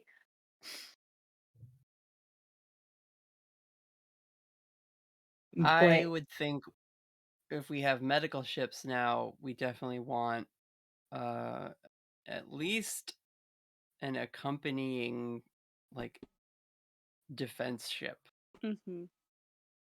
yeah.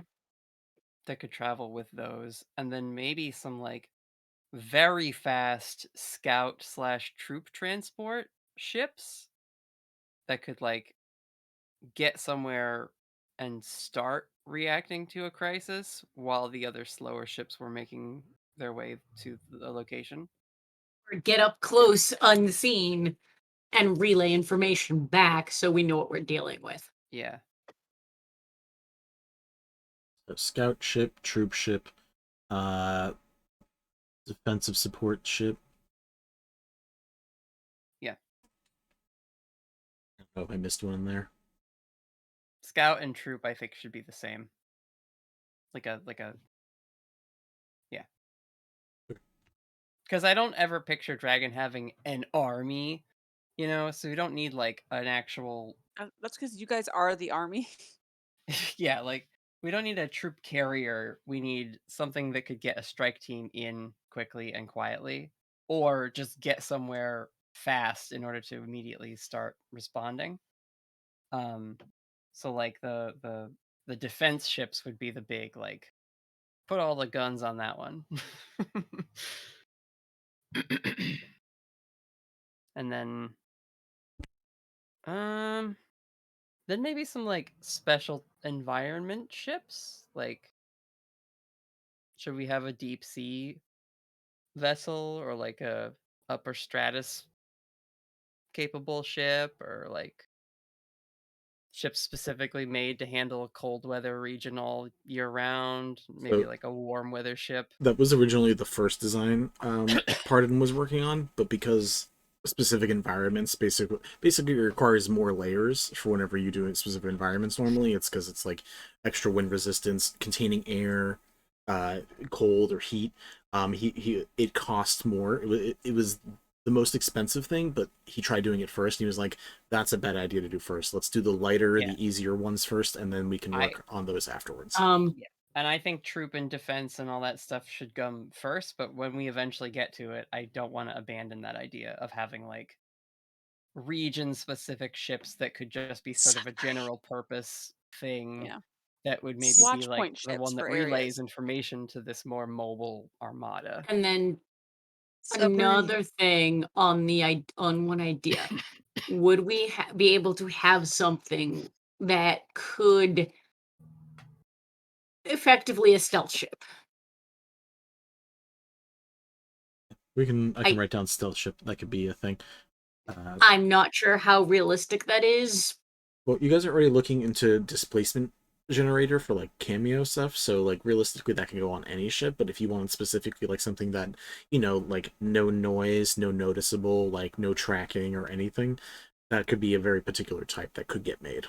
Because you can get like amulets of non-detection for like if you don't want someone scrying for your ship that you could then maybe like incorporate into the ship, Because and then invisibility is a spell, and then if while you just we're well past this, while we're well past that chapter of life, Evie is still thinking in pilot mode to a certain extent. Yeah.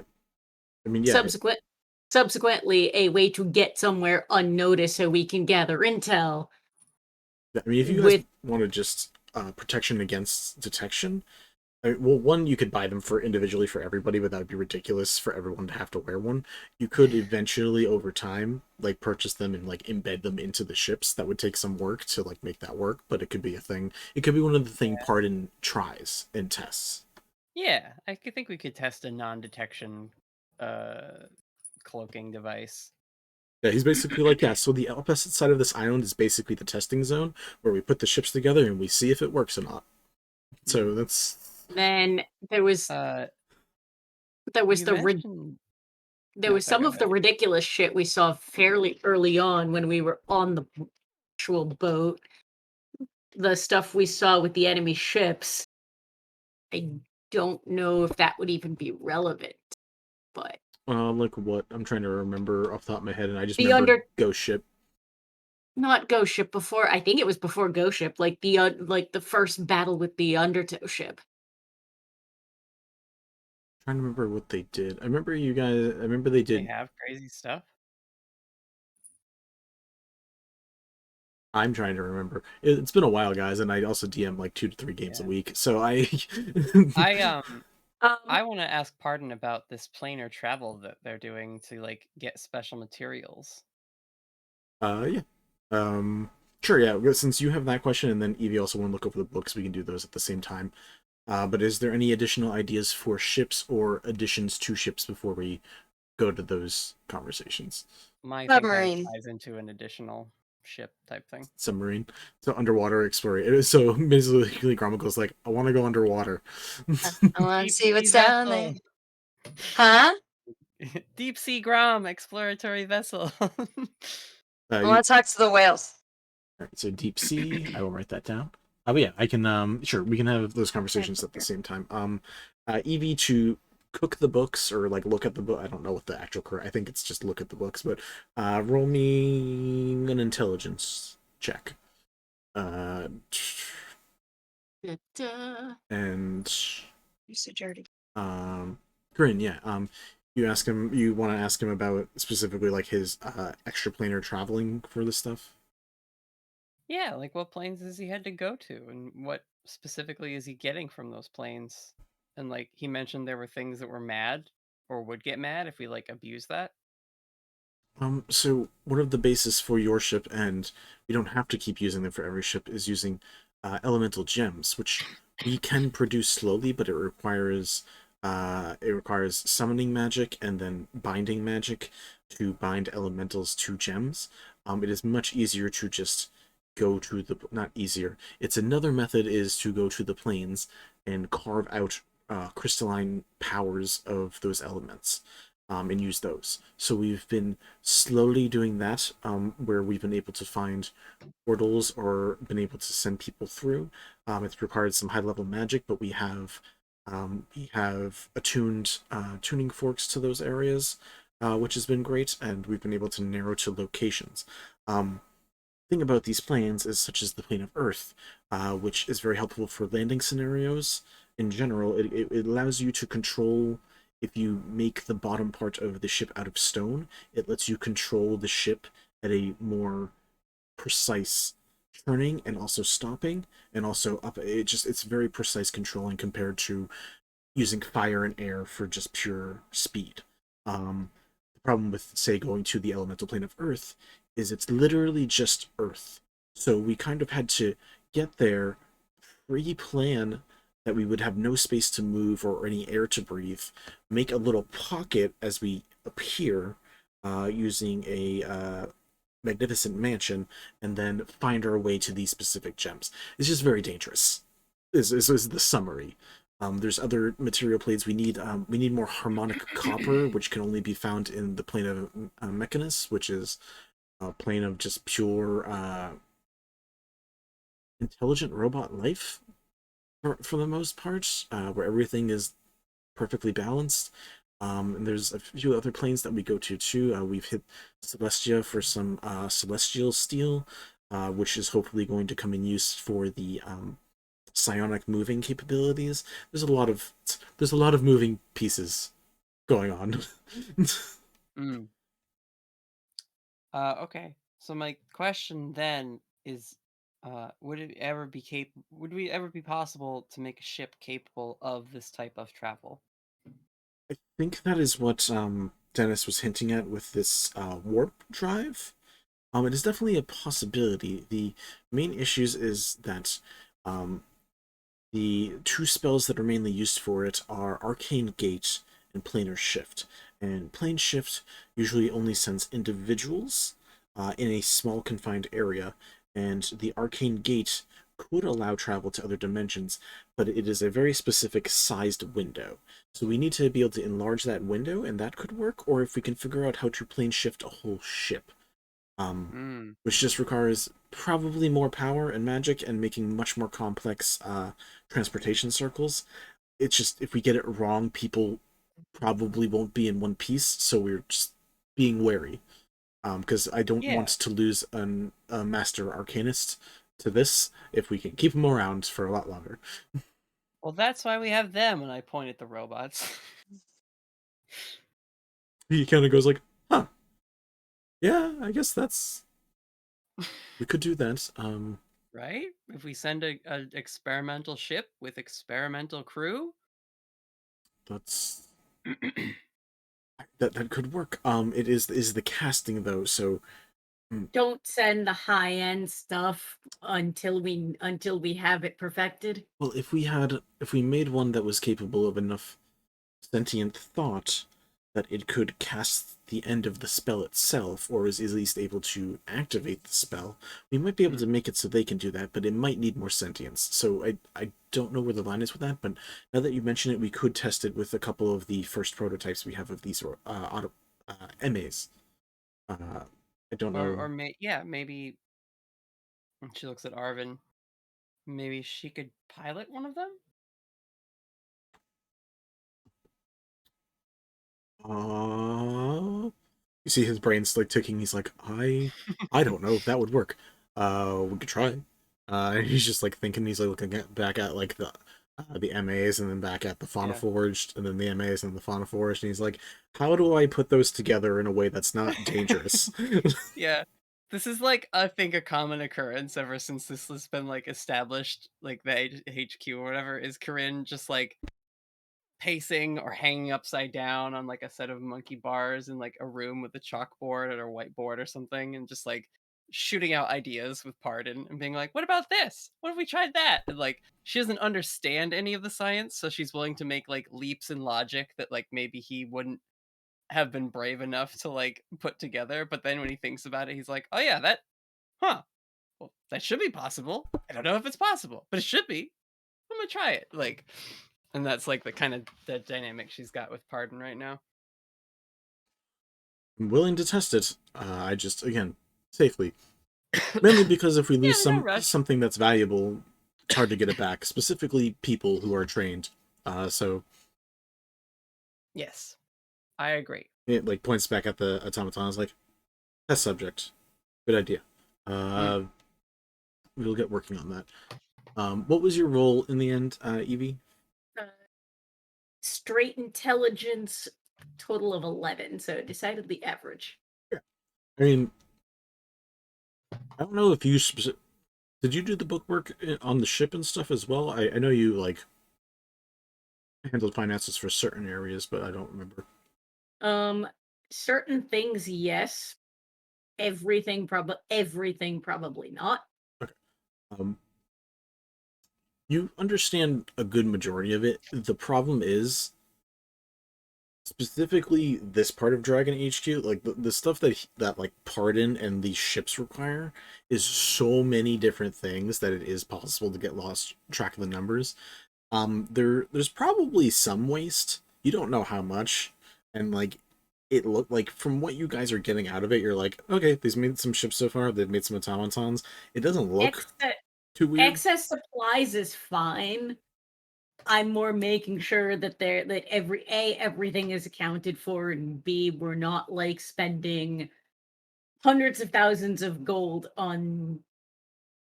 It doesn't look like anybody's gambling away some of this money. Frivolities. Yeah, it doesn't look like anyone's gambling away this money, or like someone's like making a giant dildo collection somewhere or anything. It looks like it's being used towards the crazy supplies and requests that are being made of him here. A little overspending, fine, but I also understand that while we don't necessarily have to worry about money, this is not. I'm going to assume there's eventually a finite end, and I want to make sure we don't come anywhere close to it.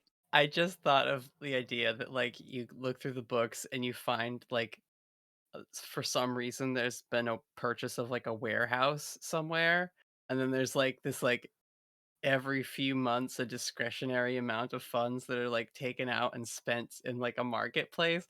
You go and investigate. Strip club. No, it's just a massive like warehouse filled with like exotic honeys, and it's just bears spending money on honey and like building up a stockpile.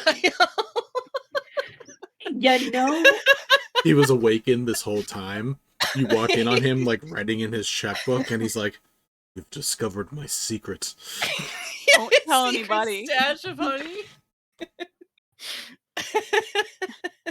Bear being happy is acceptable expenditure. You don't understand. This is all I've wanted in life.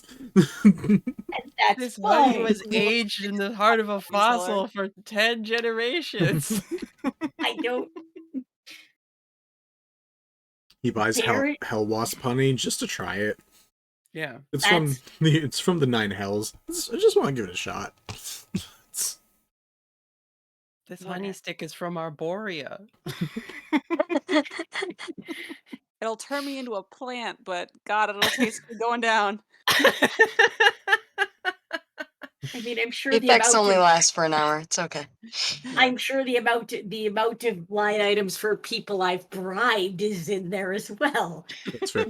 It's like, oh my god, this is honey that Deh-nys spit back up after a bender. Oh, I gotta have some of that.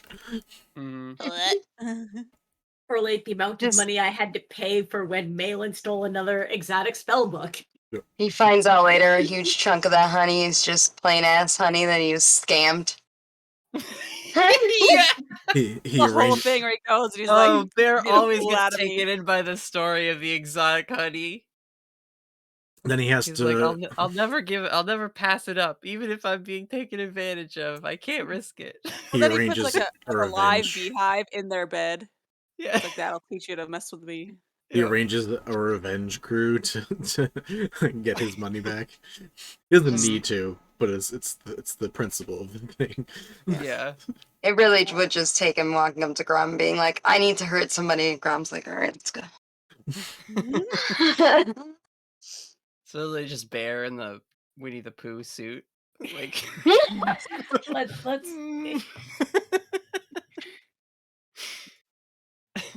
Cool. So assuming assuming the fir- Broglio. assuming the first week is kind of basically you guys rechecking in with like all the construction that's going on with your guys' new stuff. Also the addition of everything that you did beforehand to start getting a volley back on track. I'm gonna say you guys have basically like, unless you guys want to specifically go talk to the aspects that you've talked to before, or you want to find your own mission. How quickly do you guys want to get into a next mission? Because that decides how much downtime you guys have. Like, are you immediately, once a volley's on track, you're like, okay, you're fine. We're gonna just start doing the next thing right away. Or are you guys taking any downtime for yourself between those? Because people also probably want to celebrate a bit, because you guys, like, or at least in the beginning, like, that first day, people are probably trying to, like, have, like, a small party, and just being like, guys, you guys just defeated a giant dragon, and now there's a city that gets to be rebuilt. So, like, there's probably, like, cheersing of drinks and champagnes on the ships. and let's be real, Dennis would probably be the one instigating this. Yeah, I think everybody else say what your thoughts are on that. But I've got a tone / direction in mind for Corinne, I think. Malen, Gromagul, Evie? Malin's down to do whatever.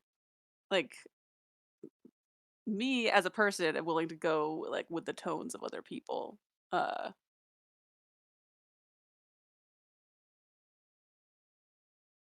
Evie? Just wants to Go ahead. stop the destruction of the natural world. That's all. That's all he wants to do. Evie's So all how do you for party? That is his party. Have you ever seen a bear party? It's dope. Evie is all for not necessarily taking too much downtime, but some downtime to make sure everything is taken care of, to make sure everything is prepared before we immediately go running off to a different corner of the world. Yeah, because there's like a lot of messes that need cleaning up, right? There's a few.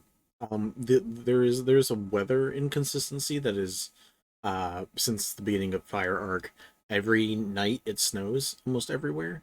That hasn't stopped, even like after the first week of the dragon being dealt with. Like, there's still some inconsistency, and it's summertime, so like there's some inconsistencies with the weather right Oh, Air Dragon didn't fix that, huh? No. Hey. It stopped the winds. It stopped, like, you don't have crazy gale force winds just straight pushing out towards you anymore. But There's there no were, more hail, no more tornado. yeah, but there's still like there's like rumblings in the ground. There's still like earthquakes every once in a while. There's no volcanic activity, which is great. But there's still like it's still weird temperates. Like, there's no reason for it to be snowing. So like there's still some things that are weird going on in the world, and like eventually if you guys decide to reconnect with the deities that you guys met, you guys can get other things assigned. But if there's like, Karina, did you have a specific key written? Sorry, we now have a person called Karine, so now I have a lot of different ways to pronounce about the same letters. syllables. Yeah. So with Corinne, I think she like gives like a post battle, like, good job everyone. I'm so proud of all your efforts, and you've been working really hard, and we couldn't have done this without all of your help, because without you, we're just 4 assholes. And like does maybe like a toast or whatever, but then kind of like leaves the party early. Like, she doesn't stick around to like get drunk or regale everyone with like tales of how the fight went. We had described like her room on the ship, right? You did before. I don't remember it off the top of my head, but that's a thing we can either re-listen to, or if you want to re-describe it again now. From what I remember, it was like set up to basically be one of those Shift weave, but for the outside of the yeah, room.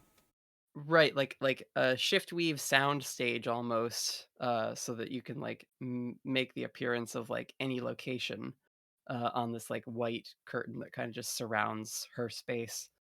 Um and I think she just goes and like meets Clementine like in the room, and they have dinner together, and like, they pick a location or whatever that they want to like experience visually, if not like being physically there. Um and yeah, like when the mission is done and there is like an agreed upon time of we're gonna rest, we're gonna like stop. Kieran wants to spend her time with Clem and just like do normal things. So What Oh. qualifies as a normal thing to her? Out of like curiosity. I don't know, uh like braiding each other's hair, or Like like cute lesbian baking girlfriend something. things. Yeah, like Like cute cottagecore shit. Like cute I just cottagecore imagine shit. There we go. like someone like goes to like walk in and Corinne's just like showing off like, oh look, check it out, I can like break a watermelon with my legs, and like sometimes like, oh yeah, cool, and they're like, okay, I'm just gonna close the door. You know, You know what? Like yeah, just like cute cottagecore stupid, shit. stupid cute. casual. It's like the thing where like you like come in and like Corinne is doing like a bad rendition of like drawing or whatever. Like she's like taking up painting or something. Yeah, just like something You're random, and then it's doing like, Yeah. okay. you're doing wine art night with Clem, where you both Yeah, yeah, drink and yeah, Or like yeah. do some pottery, like painting. you get like Or there's pottery like a like bunch of like chopped up fruit, and they've been like trying out smoothie recipes and stuff because that was like Clem's thing at the circus or the Orpheus. Orpheus yeah, but I'm trying to think of what the amusement park. amusement park. Yeah. So like, yeah, just like I don't know, Printing like Clementine have those matching like simple. what are those places called where you get like the plain blank mug and then you paint them very poorly and then you Oh get them yeah, the fired. like, Oh, yeah, the like Oh, the kiln. raku Yeah, like, Yeah. firing places. Yeah, it's Yep. it's that stuff. It's just like base, like nothing extremely magical, just like fun activities to do together and like decompress from. Yeah, I just fought an 80-foot tall air elemental and it was awesome and we kicked its butt. It was so cool. but I just want to like yeah. sit and listen to music with you, or like have a bard come in and tell us a story or something, like movie night basically. Like, so I mean, that's luckily pretty easy for you guys, especially because you guys have your own kind of compound area with the HQ now, where while you obviously have business sections that are like specifically for the missions at hand, like everyone there needs time to be a person. So there's like either at the other end where like the experiments are not being taken place, there's probably like what it equates to a small village or just an open area where like bear and the armadillos can just hang out and enjoy like a nice breeze cresting up, Mhm. where other people can go to just like again relax or try to do activities that are not like you guys understand the value of self-care and taking that time for yourself. So like exactly. even your other important, even like pardon and stuff, like every once in a while or everyone's like, okay, well, I've done plenty for today, I'm gonna go make a tie-dye shirt Yeah. with no magic. I'm gonna go swimming, or I'm gonna sit on the beach Yeah. and like Evie watch would the be sitting sunset with my like in the girlfriend. highest Yeah. possible point, just kind of sitting there meditating. Like Hmm. if there's like a giant building, she'd be sitting on the roof. Yeah, I mean, whatever's left over from what the factory was that was working here, there's definitely, and you guys like, it did not take long. You guys had like a month from the end of Fire to the beginning of what was these sessions, basically. In that month, this island got remade to like what you guys needed, and then what you guys wanted. Because like, why would you not do both? Yeah. So like, Because it's very easily places for like Malen to go do studying, but also if she's feeling a little quackish, she can go dive off the side of the plateau and go swimming in the water. Bear. Melee does not know how to Swin. Malen does not have a self-care mode, and I think that's something that she probably needs to learn at some point. But like people will definitely be like, "Oh, hey, we're like, I'm going to bed. I'll see you tomorrow." And Malen's like got like a whole like conspiracy board up on the wall, and Mhm. like she's like, "All right, like here's where we're gonna go. Like I'm gonna go next to find stuff. Like here's the other books." She's got like 18 different books that she's reading all at the same time. Like she like very much doesn't know how to stop because like her whole life has been like this academic focus and like this goal that she has made and to like preserve knowledge because she knows how easily it can be lost. Um so yeah, You know she what? like You what's need to be up on the roof with me for a bit. that? The wizards are dragged away from their little dens of knowledge by Evie No. to go have No, no, no. meditation sessions. You need Just fresh air. sit, chill, enjoy Some the grass. scenery. Enjoy the scenery. Relax. Pomp is like trying to do like crunches while relaxing. Keep that core tight. He's planking That's the not whole how that time. Yeah, let me relax, guys. Let me relax. That's not relax. I am The first relaxed. No. the first couple times this happens, Evie learns like not to let Malin keep her hat and to like check her pockets because like she's like definitely like opened her eyes midway through meditation and like Malin's like had like a tiny little like notebook and is like like oh shit, okay, sorry, hi, yeah, I'm here. Taking But notes is she eventually she gets to sort of the point where she can just sort of like sit and like look up at the stars and like sort of like remember a simpler time and be like, oh yeah, this might actually be you know pretty what? nice. Upon noticing that, I'm arguing my passive perceptions at 22.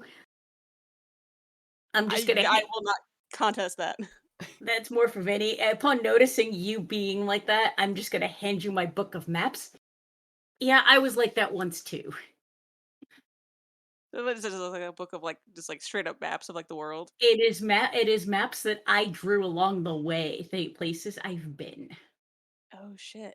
Bella definitely asks a whole bunch of questions about all of these. She's like, what is this? Like I don't remember this from any of the maps that I've seen. Like what is this? What is that? What is that? You are absolutely inundated with questions. And each one will get answered. Some of them as simple one-word answer, others will be a long drawn-out story. The one with the ghost map is a long drawn-out story, but Malin, that was about halfway through the first arc or the first chapter of Fire. yeah. I think as Malin starts hearing more of these stories, part of her like knowledge gathering starts being like chronicling their stories. Like I don't know if that already has someone doing that, but she's like literally the shit you guys do is fucking bonkers. So she's like, all right, so I'm just gonna write all this down. Dennis probably hired somebody. By hired somebody, I mean handed someone like 2,000 gold and was like, "Start writing shit down," and then just walked away. Yeah, That if was not it. for yeah, if not just for herself to be like, wow, okay, if I ever run into this, now I know that this is how it works, and this is like, and so future people can know like what's going on. She'll probably just start writing that down as well Oh, because these stories are too good to be lost to time or to be misconstrued later Sometimes, on. Or forgotten by the people that were in it. Yeah. sometimes you just need.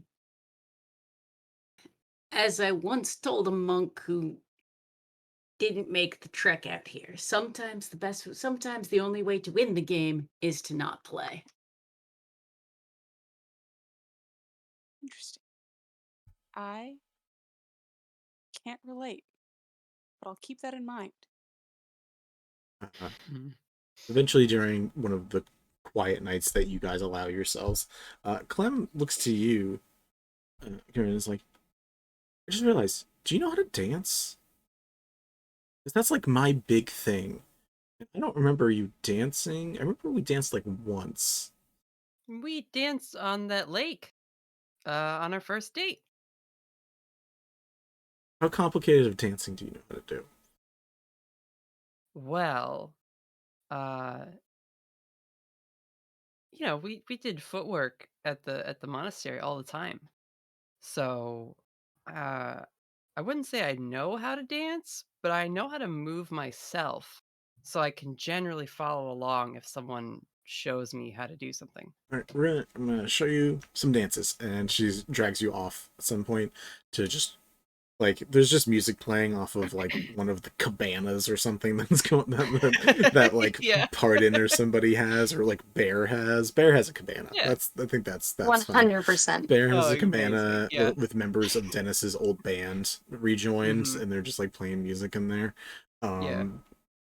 And just like tries to teach you like her dance routines. Oh. And just so that you know some of them, she's like, all right, trainee, new training for you. And tries to make it super serious for like 2 seconds, and then but does like Corinne cannot take it seriously because she's just like, she's got like this like stupid grin on her face the whole time, and like will not stop looking at Clem. no So like, hips, twist, curl. yeah, I got it. Like, you want me to roll? Sure, roll me a performance check. Let's see how you doing. Oh god, my performance is like so bad. Here we go. Let's see. That is a performance, a 12. Not terrible. Not terrible. I mean, again, as you said, you know fancy footwork. You're a monk. Knowing your body is half the battle. The other half is getting enough creative juice in Rhythm. there as you're following a rhythm. Oh, thanks, this random first time viewer telling me to buy followers and viewers. Thank you. That's real helpful. Um, but yeah, she begins just like showing you rhythm best you can. And you're getting it fine, but again, this doesn't need to be taken seriously. It's not like she's not like trying to teach you. It's more to have fun and for her to just show you a little bit of something that she really loves doing. So as long as you're and I think paying Corinne attention. also, Corinne likes that Clem has something that she's like better at Corinne than, so she doesn't really want to become like as good a dancer as Clem because she wants that to be her thing. But she'll keep up as best she can for sure. Yeah, I think at one point they like, there's like a softer song that comes on, so they just like devolve into slow dance, right? And she says, "What'd you think of your first dragon fight?"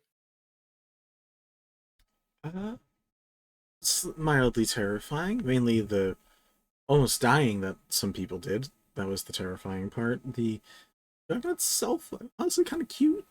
It was smaller. It wouldn't have been as scary. It's the fact that it was like a building size. Didn't like that. Yeah, scale. Yeah, they should miniature dragons like that. I would like that. A miniature dragon? Yeah, like little ones you put on a table. Maybe you could paint them when you had time. I don't know. It seems like it'd be a fun activity. Yeah. Okay, well, I wanted to check because you don't have to come on the next mission if you think it'd be. I don't want to put you in danger just because I like having you around. So, And that depends on the next mission. If it's something that's going to put you in danger, I'm going to come help. But if it's like you think you got it, I mean, I don't know crazy ship making stuff, but I'm sure I could find something here that's helpful. yeah. I mean, yeah, you can come if you want. If it was too much, I know I can be a lot, and my life is even more so. So, like, I want you to be able to be in it without feeling like you have to be as fast. And her like tattoos kind of ripple like from head to toe. From what I can tell right now, as like you guys are just like dancing back and forth, like, it seems like you know how to slow down too. That's important. So don't mind, and it's not too fast for. Well, it was too fast for me in the sense that you're literally too fast for me. But that's. I think that's a problem most people have with you. So that's. She'll spin her around and like dip her. Yeah, like I said, too fast. But she like does that with like a little bit of her flash step, so it is like very whirlwind, like whoa. Yeah, she's like, yeah, see, too fast. Not a bad too fast, but too fast, and you feel like a rabbit foot just like kick you in the butt. Mhm. But And yeah, she just says, "Well, like you said, I know how to take things slow." And she will lean in and kiss Clem in the dip, and then finish the slow dance out. nice. Fade to black. Yeah. Fade to sunset. Yeah. Any? We got probably about 20 minutes left. Is there any final things people would like to do before actual potential, or at least you guys getting the next mission and then deciding what you're gonna do on it?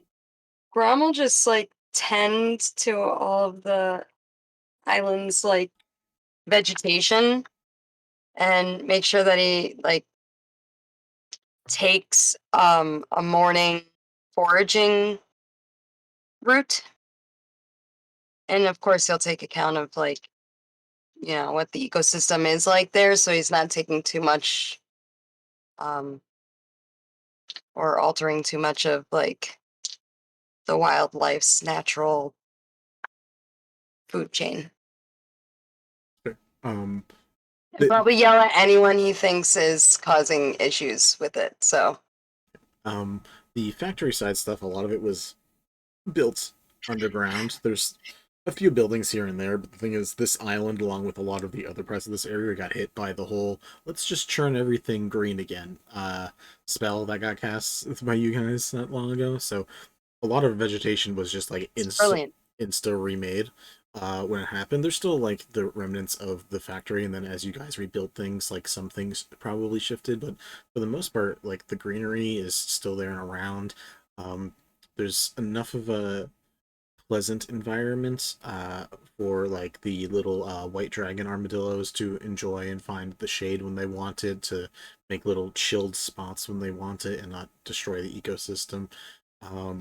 There are like silver, almost like metallic silver birds called charming jays that exist that like repeat what you say every once in a while. Those not like crazy popular, but like those are like a weirder thing that exists in this area. Um, but most of the wildlife seems to be fine here. There's not like a crazy ecosystem here unless you're specifically trying to build it here. But like things exist and live here and are fine. Yeah, he'll nurture it kind of casually. Okay, that's not a problem. Evie and or Malen, any additional things before potential meeting?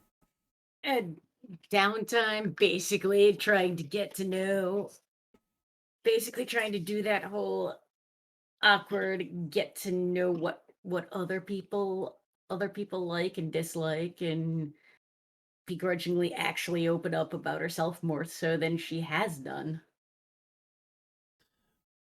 It's probably a little weird. I mean, it's nice you have some of the new contacts around, or not new contacts, the old contacts like Kendall from the monastery, which like probably makes you like feel like you have to keep a little more honest about things.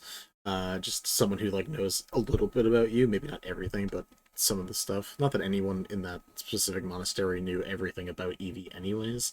But yeah, you feel at least like have the capability to be honest with people. What are you? Is there anything in particular you're sharing?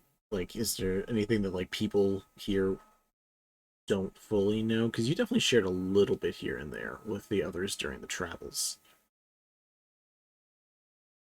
Well, that's more of a.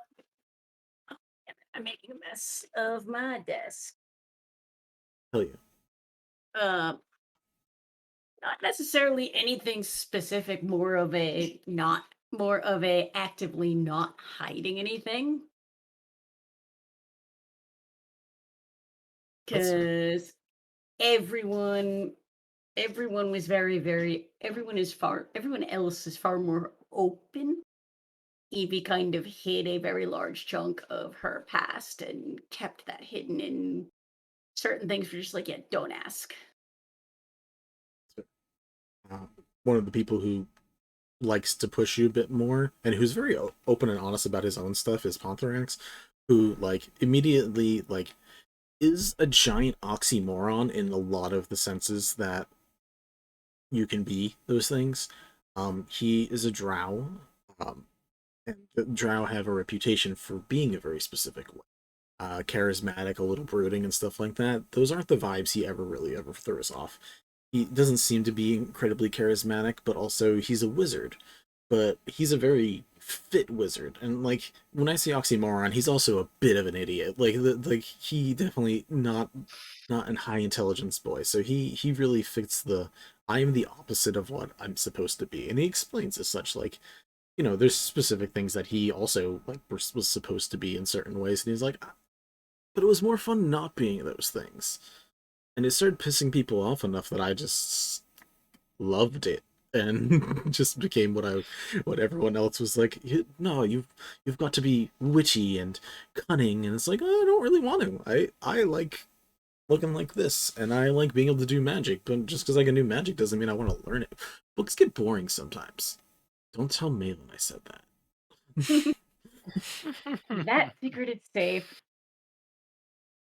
I totally understand to a point, being the way I was raised. I was expected to actually care way too much about my appearance and this and that, because Eladrins have a reputation too. And I just decided I didn't care. And one day there was a looking for help, and I just kind of up and left and never went back. Kind of what happened for me too. I was living in one of the Underdark cities and kept telling me to be scared of the sun. We shouldn't be in the sun, and everything's worse in the sun. And I was like, but it's pretty, and I'm not gonna not see the pretty things in life. What's the point in that? One of the best things was watching the sunrise from the crow's nest on the ship. Way back when. That view never ceases to amaze me. He nods in agreement to that. Probably not in so much the sense that he had like a bird's eye view that you did, but the idea of he also, despite what people may want or suppose, he also the sun's a beautiful thing to look at. Gives you 2 times a day where it's got the most gorgeous views, sunrise and sunset. And there's other times in betweens too, but those times, almost anybody with a heart can appreciate what they show. Exactly. There's people the time I tried to turn a dumbbell into my spellcasting focus, and they got angry at me and almost kicked me out. Goes on a tangent. Evie let the ramble happen and just kind of nod, not really understanding, but because Evie's magic is not, or Evie's Very casting different. ability is very different. And yeah. Basically, you have 2 casting abilities, and both of them are very, very different. yep. Cool. Which reminds me, I need to at some point talk to insert name of patron here, because I forgot it's a fire god. You got to remember that and contact me, and then we can always have that discussion. Well, I found that in my notes on Facebook Messenger, but at some point that's a conversation that needs to happen, because I haven't done that yet. That can be a thing that we start next session. Oh, we got a little more time. I guess the only other additional thing is, where and when did you guys go to get your next mission? And you guys can find your own things in the world yourselves. You have chains of people that you can speak to, but the original people that you were speaking to were the aspects of the deities that you've met, and you got this original mission from them. You still want to get more from them, or do you want to start finding your own sources in the world? Because both are possible. Is it beyond the scope of possibility that they would send someone for us? They Or definitely like relying on us to take that initiative. Well, that's the thing is why I'm asking, like, how much downtime you guys are having and stuff, because eventually, the call will come. But like, I wanted to Yeah. see if you guys are proactive about it, or are you guys like really sitting with your downtime. So that's kind of I where think- Called self-care, Vinny. yeah, sitting with your downtime. That's what I'm I gonna start calling down. Once we get back from Avali, right, Mhm. and we have like the meeting with HQ and with Pardon and the ship development and stuff, that's like a day, probably day and a half. Then there's like the evening and the with the dancing and the meditation and sunset talks and stuff, and then like probably Corinne would wait one more day, and if no word came from the aspects, she would like try and figure out how to get in contact. Evie would eventually get to that point as well, just probably not as quickly, like a couple of days of downtime and mundane stuff, and Evie would be in the same boat, You know what pardon the pun. It's the snow at night. I think Mhm. Corinne is like having a nice time. She's of this mentality now of like when I'm off the clock, I'm with Clem and we're just gonna enjoy each other's company and stuff. And like, but that night when But after a couple of days, there's that still snow coming down night, after I just did the thing, and she's like can't fall asleep because she's like watching the snow come. Like, thought that would have been fixed. we need to do something about that. Again, something wrong with the world still that needs Just a solving. pair of monks, both in their own buildings in the middle of the night, gazing out windows. Eventually, I would be on the roof watching this, not in a room. You I sleep think, on the roof? Like Malen also assumed that the I whole, like, oftentimes Ghost? slept in the crow's nest on a boat, so there's that. what did you say, Malen? like Malen often assumes, or assumed that the snow would also stop, and so I think a decent part of the reason why she can't stop um researching is because she's like, all right, well, like if this plane like shift thing, like this like disruption is gone, and this is not a like this is not solve the problem, then where could the problem be? And she's got like her conspiracy board has like ice plane, like druids, like all these questions that she's like trying to like find like feasible answers for why these things are happening. And then when people start talking about gods, like aspects of gods, she like gets very nervous as she's like, what the fuck do you mean? What the fuck do you mean gods? What are you talking about? Yeah, I don't think any of you have explained this part to Malin yet, so that should be Yeah. fun. Let's see Yeah. you guys explain this to Yeah, it's a Malin and Ponthrax, because you have to like sit these two wizards down and be like, so gods are real and they're assholes sometimes. I don't know that. Look, Well, I not was saying gods are real-ish, but yeah, I have a wizard in my other campaign who was like basically an atheist, like Oh. actively an atheist. So like it That's like wild it in was D&D, really bro. it was really fun. So Love like that. if it's Yeah. because like Malen sees that gods like exist because clerics are a thing, right? Like people who cast through that, and it's a whole section of magic that she doesn't have like access to, and that's kind of frustrating. But mainly just the idea of like, oh, like you guys are talking about these people, like these gods, as if they have like much more influence in the world, or through you have much more influence in the world than I originally thought, and that makes me uncomfortable. So please explain me what the fuck you mean by this. Welcome to Well, I mean, I'm the chosen of Helm. Of hell? Helm. Helm. Oh, That's how she can do half of her stuff. Me, mine comes from the fire god.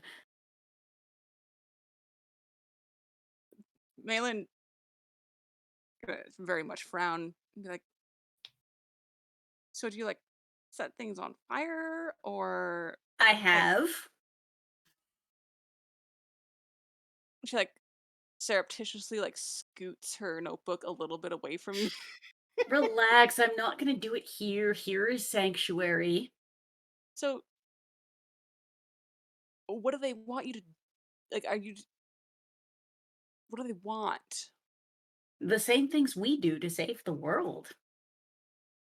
Well, I'm sure they've got their own hidden agendas that we know are bullshit, but I don't know that the gods want to save the world, but they certainly want it to exist in a certain way. And right now it's not. And it just so happens that the way it is not is also a problem for all of us living here. So for now, our goals are aligned. We're basically trying to get things set back to equilibrium and like a state of balance. Hmm. and fixing this fucking snowing every night bit in the middle of summer. That shouldn't happen. I And the have theories gods, about that, but the why gods, can't the gods just fix that? That's a very good it's question. it's not that the way I remember that conversation. It's not that simple. But your god's like the fire god, so like, why can't you just like melt all the snow? Like, if it rains every night, like that's fine, I guess. But like, It's not balance. It's not that simple. hmm. They want like a hands-off approach, which is why they have chosen and like charge their aspects with coming here. So they got their Hell, they could be busy. We don't know. Yeah, they're probably dealing with bigger problems. Like we're one planet. And some of them are assholes, but that's beside the point. Hmm. At a certain point too, right? It's like you got to look after your own backyard. So even if they weren't telling us to do this stuff, I would feel like we'd all want to keep doing it. Oh no, for sure. For sure, I want to keep doing this. This is not a problem. I guess it just seems strange that things that had so much power couldn't do this themselves. And now you're just gonna you're just gonna say, "Hey, it's me.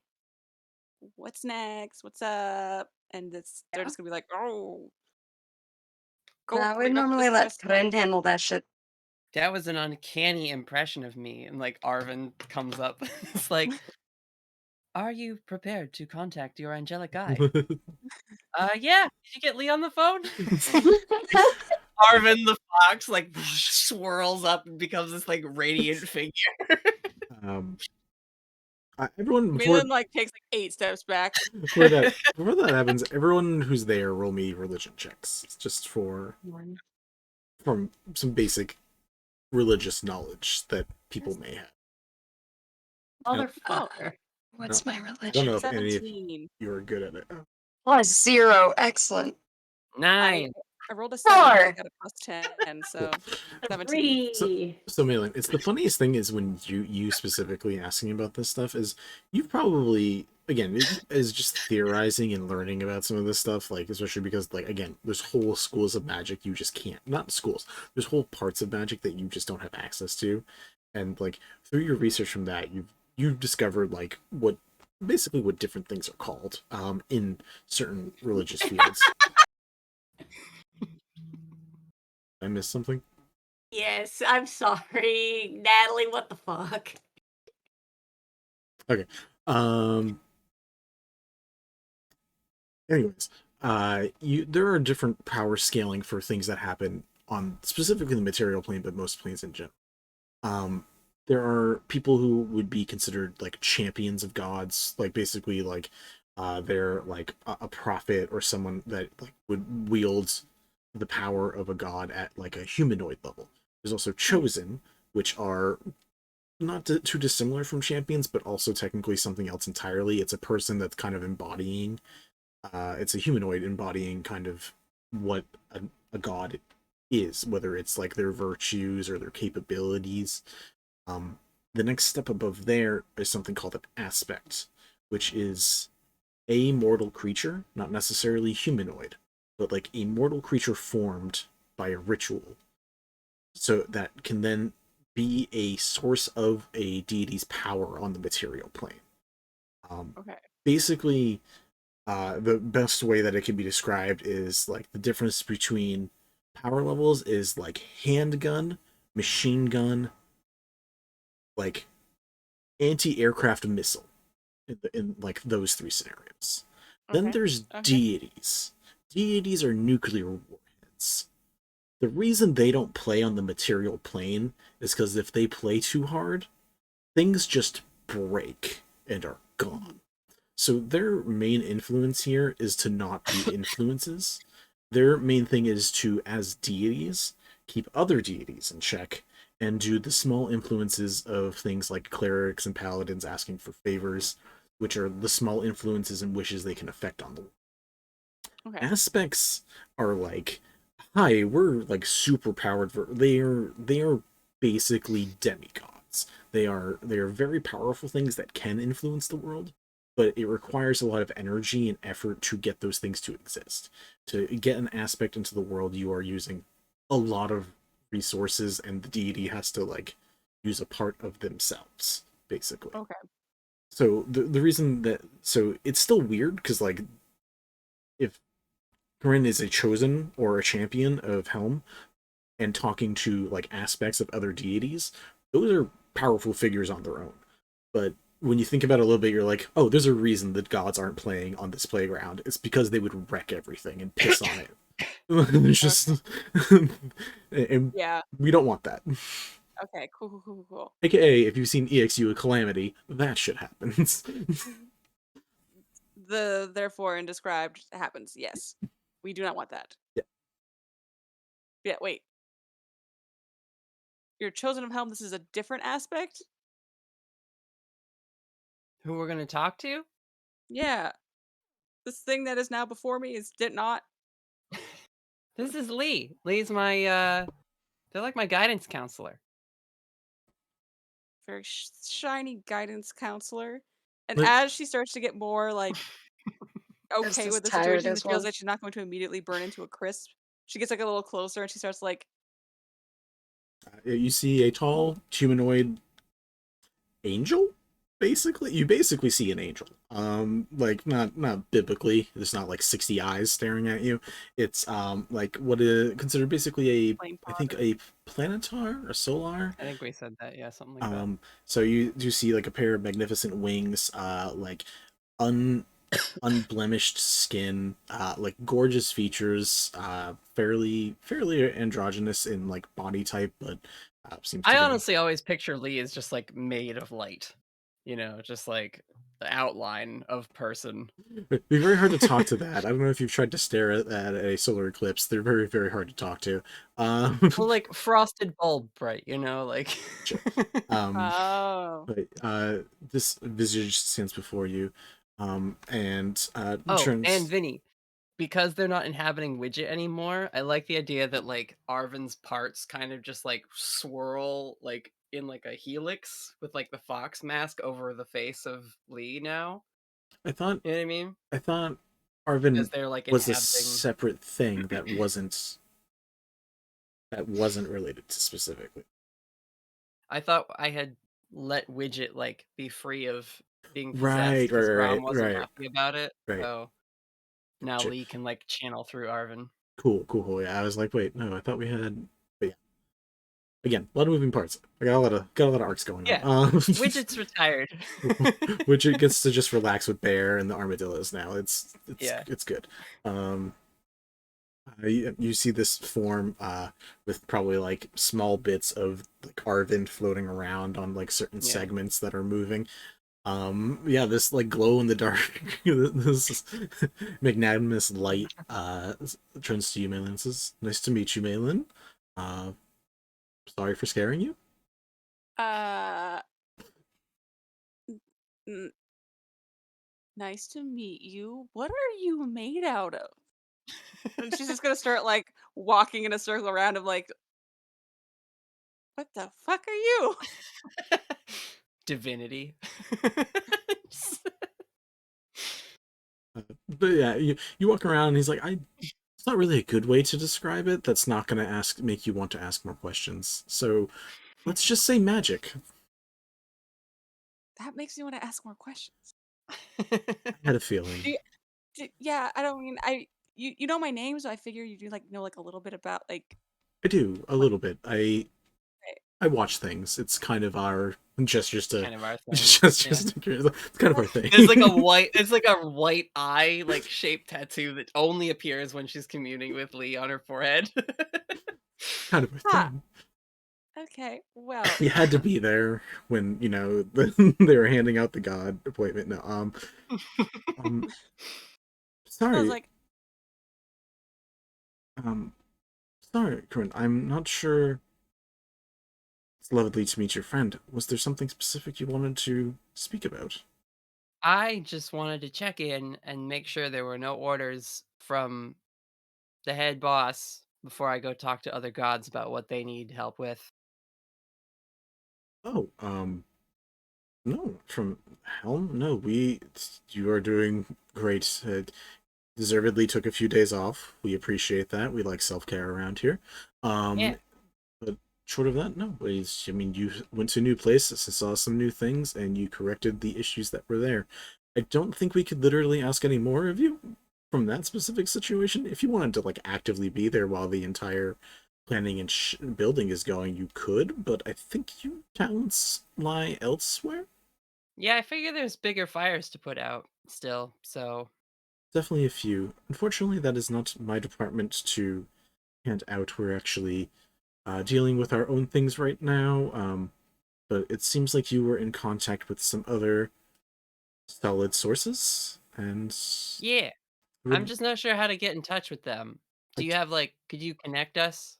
no, Could you transfer this call? I don't think you need to worry about it. And he just like points out like the window of wherever you guys are talking about, and you see there, with a long axe on the side of his shoulder, with a little bird on the other, Saluzan, This guy. approaching, coming closer This as fucking guy. he's smoking away.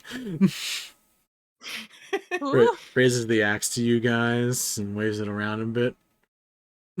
Who's Ah, this guy? somebody make him a mimosa. No.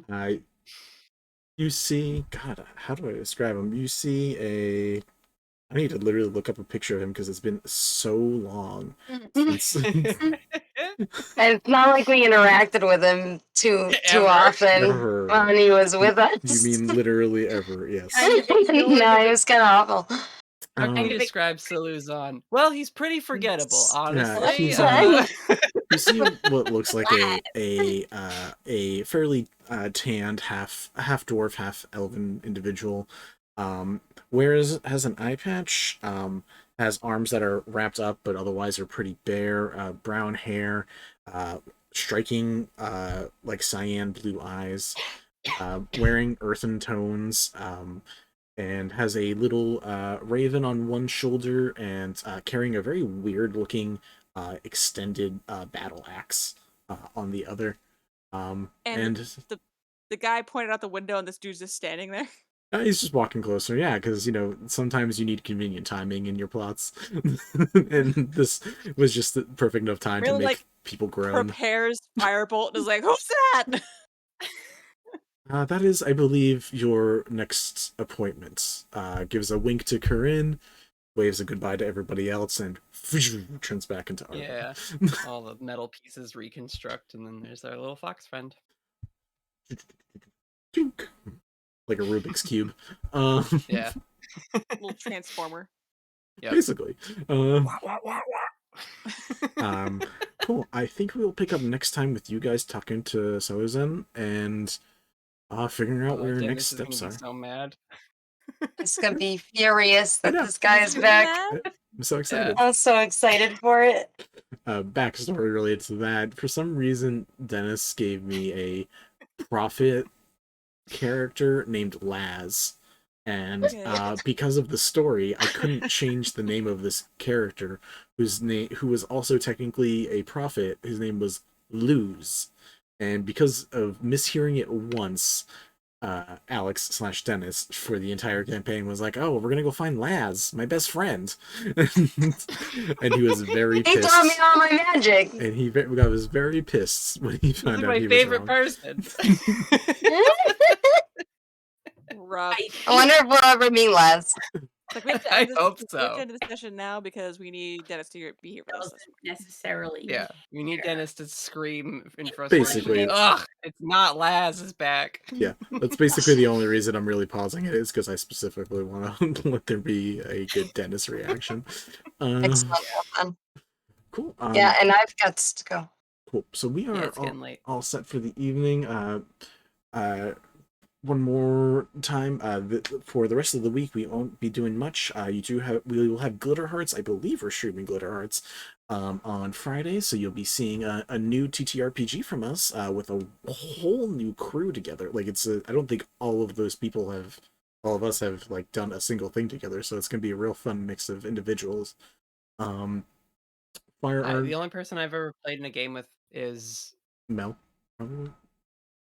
Mel in a one-shot and you in several one-shots. Yeah. So we're gonna have a fun crew this Friday coming together to play Glitter Hearts. Check it out. We'll probably have some tags and stuff for that when it comes out. Until then, we will be having Light Arc and Earth Arc and all that other stuff happening in July. We are almost done with June, guys. Thank you for Pride, y'all. the support. Yeah, happy Pride.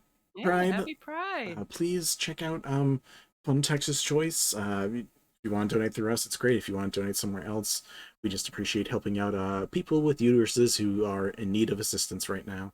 And otherwise than that, happy Pride, stay safe, stay respectful, and we will see you guys next time.